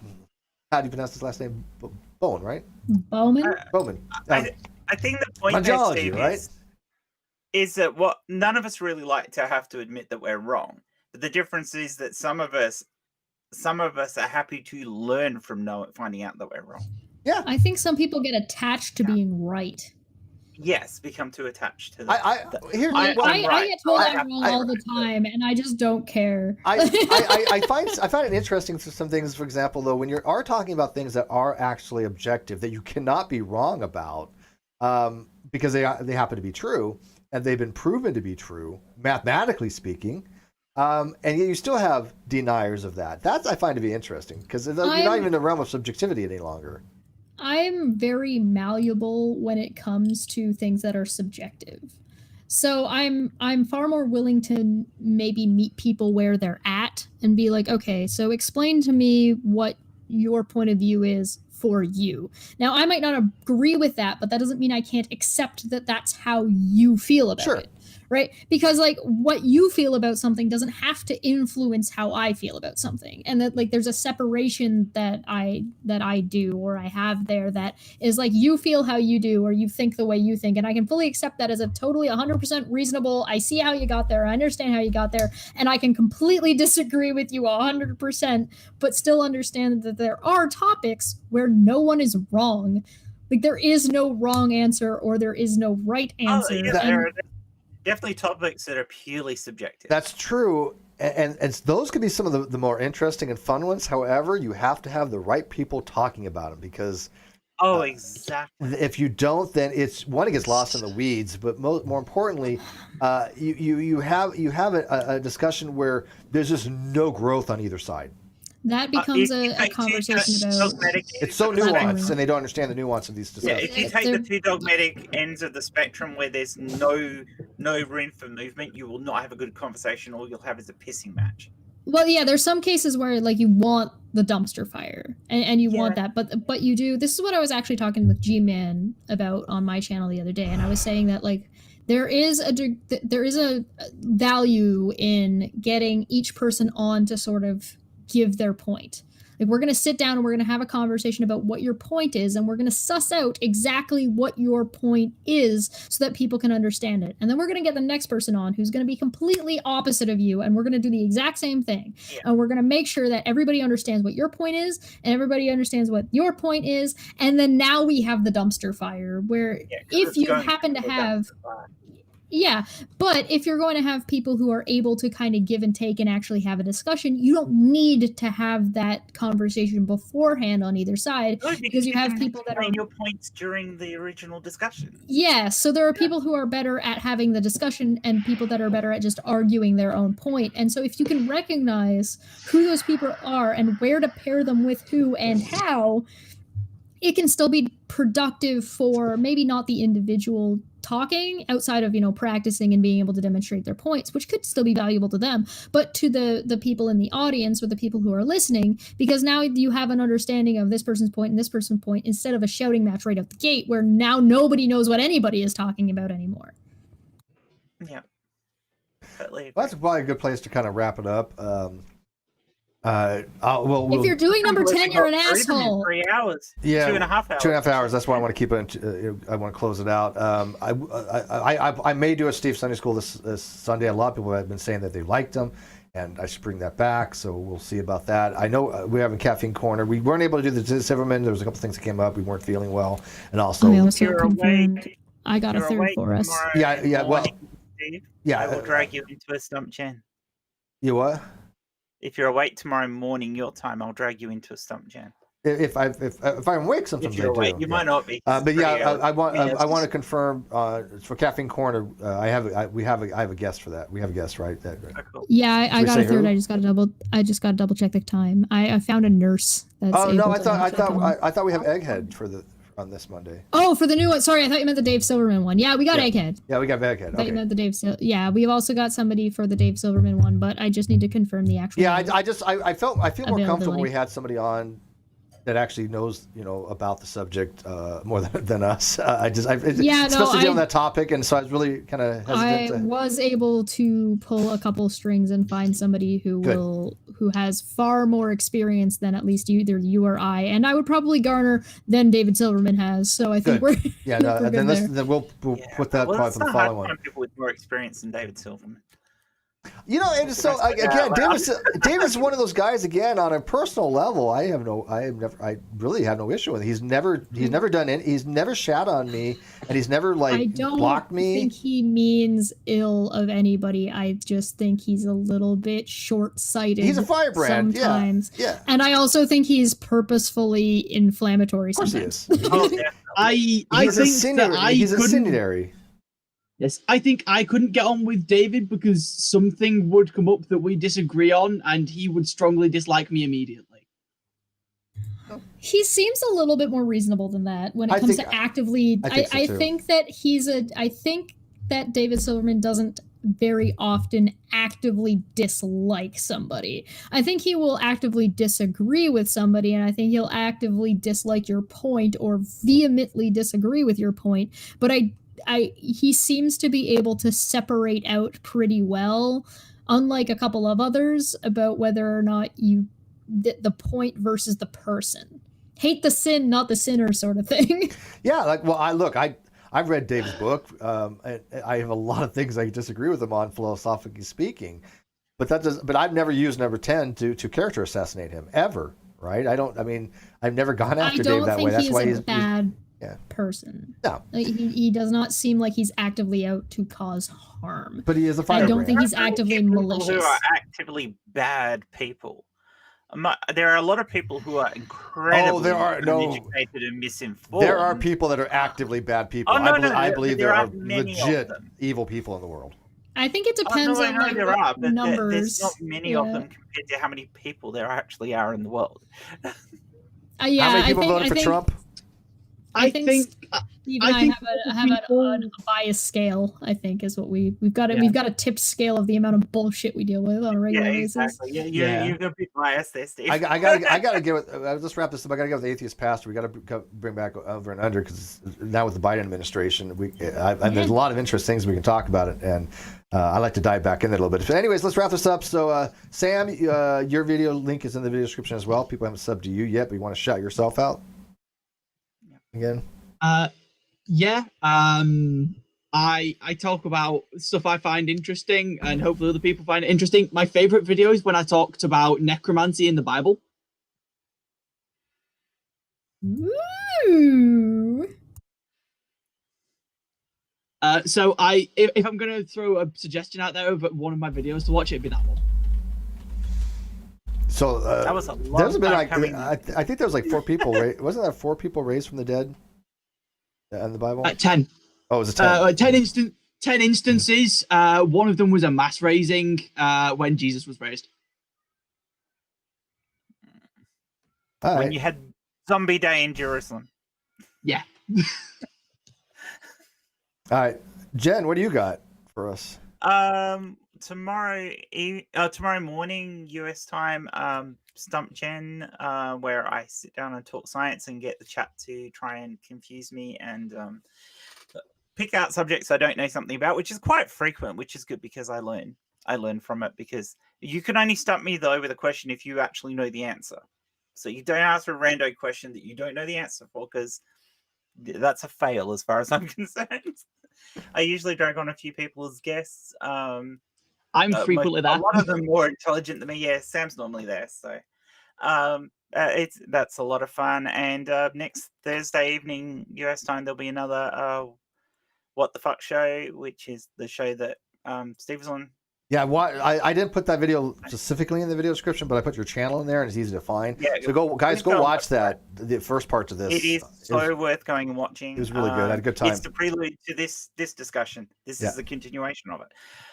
Next Friday's What the Fuck show. Maybe a few of the people who didn't want to come on because of Steve and SJ being coming on to respond. I don't know. They haven't actually said they will respond, because most of them actually quite like the show. So after bitching at me, they actually like the show.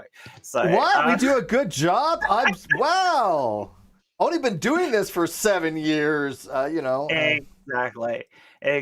So, but we'll see. If not that, we have some other shows planned out that we'll bring in instead. But they're always good discussions. And unfortunately, you guys didn't get to see Will today because Will's great in those. So don't be lazy. Go subscribe to people.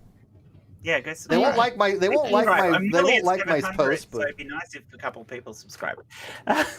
I think it's sad when we see how many people are actually there for the hate, when it's very clear that if you were to actually have the discussion, most of us would agree on, like, the people that hate Steve or hate me, actually we would find common ground and agree on most things, but it's impossible to have the conversation to even get there, or even get that admission. I don't get the hate. Even if you've had a fight with somebody. I mean, Chesh and I have had fights. I'm not even talking about just like fights in general. Like there's a lot of people. I'm just talking about shitty people. I'm going to hit on you, and I hate that. You know, because what's the point? But here's the thing: a lot of the experiences I've had with the atheist community being the shitty people are even worse than the theist shitty people. I mean, Darth Dawkins was pretty shitty. 10. They're worse than Darth Dawkins in a lot of ways, and that's pretty bad. I mean, that's bad. One thing for me and Steve to disagree. There's another thing for me and Jen to disagree and have that discussion, or have that argument, or have that disagreement, or have that impasse,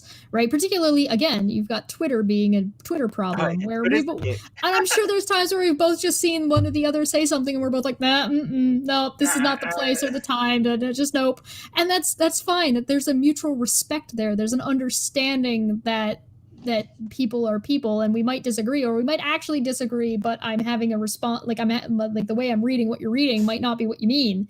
And so exactly there's a difference between that and number 10. Oh, definitely. There's a huge difference. Yeah.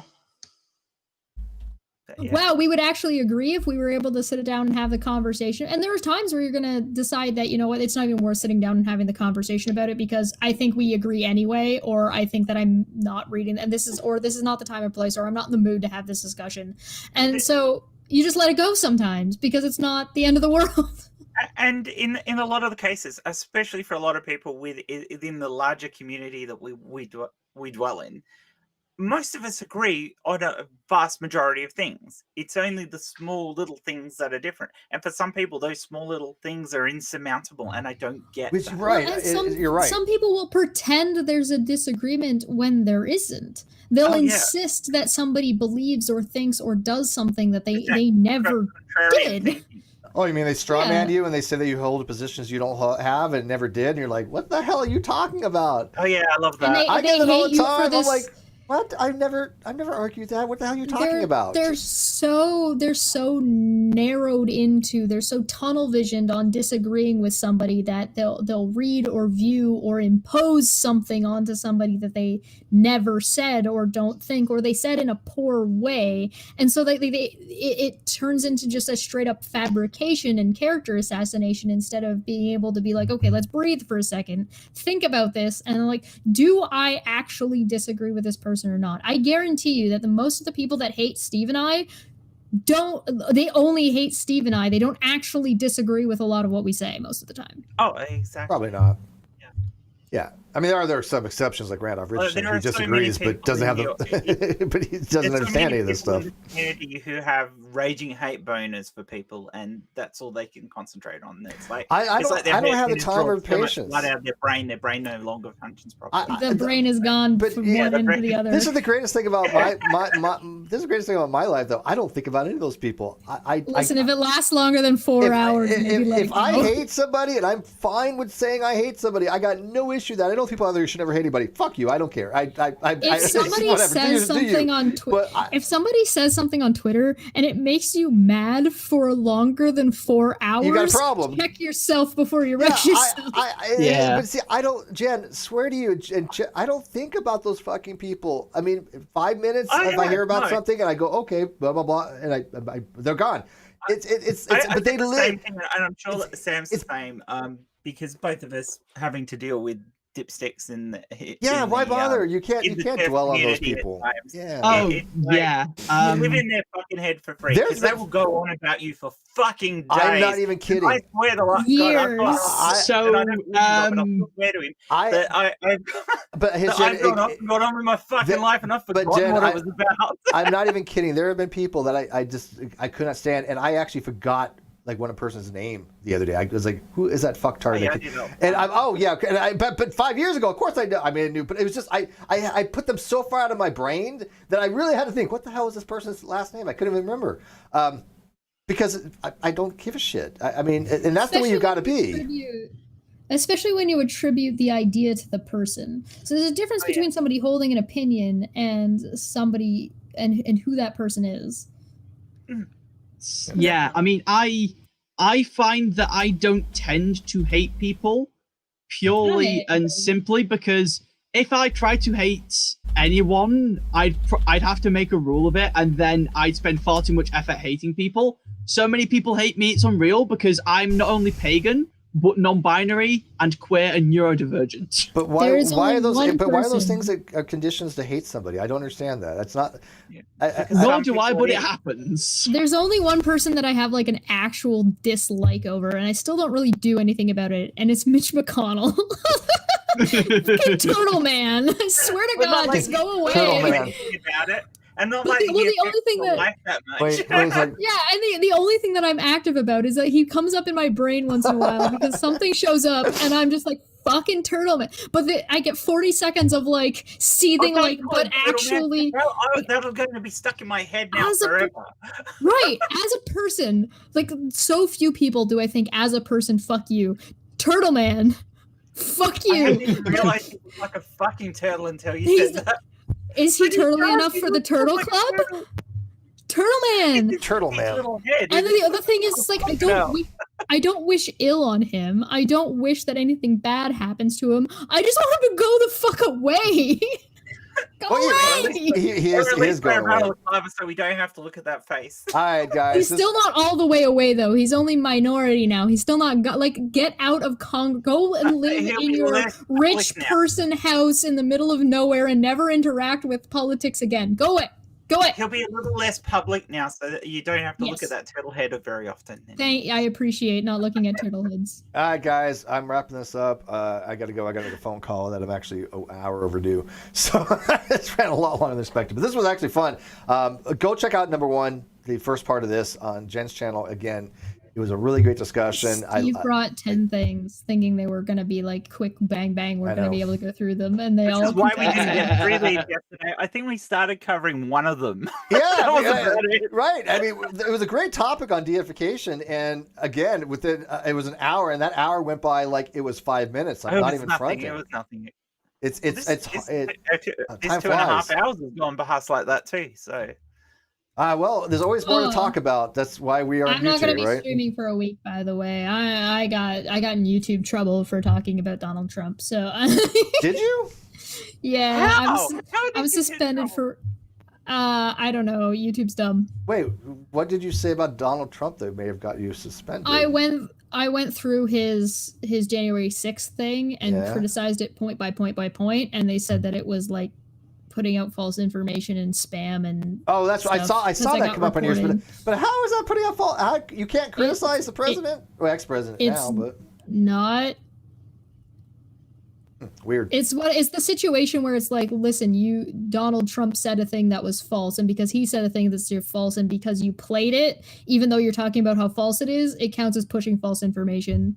Yeah, I think YouTube doesn't understand how YouTube works. Right? Oh yeah, that's YouTube. Unfortunately, Facebook does the same thing. That where it's difficult to. When Facebook would do the same thing, people that retweeted a threat saying this person sent me this as a threat, they're the ones that got banned, not the person sending the threat. Yeah, Yep. yeah, it's the same kind of thing. So yeah, I'm not going to be things that people say as photos in Twitter instead of actually quote tweeting. Yeah, exactly. So I got I'm not going to be able to stream on my channel for a week. So you'll see me on Monday on Steve's channel. You won't see any activity on my channel for a week because I'm not allowed to upload. I'm not allowed to stream. However, this is giving me a little bit of time to work on something that I've been wanting to work on for a little while. So expect that, and it is. My channel whilst you can't stream it. Ooh.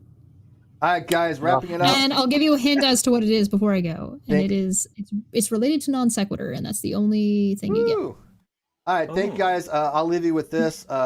Sam, I just want to tell you I'm really grateful that you are bringing back the art of necromancy because I thought it was a dead art. Womp womp.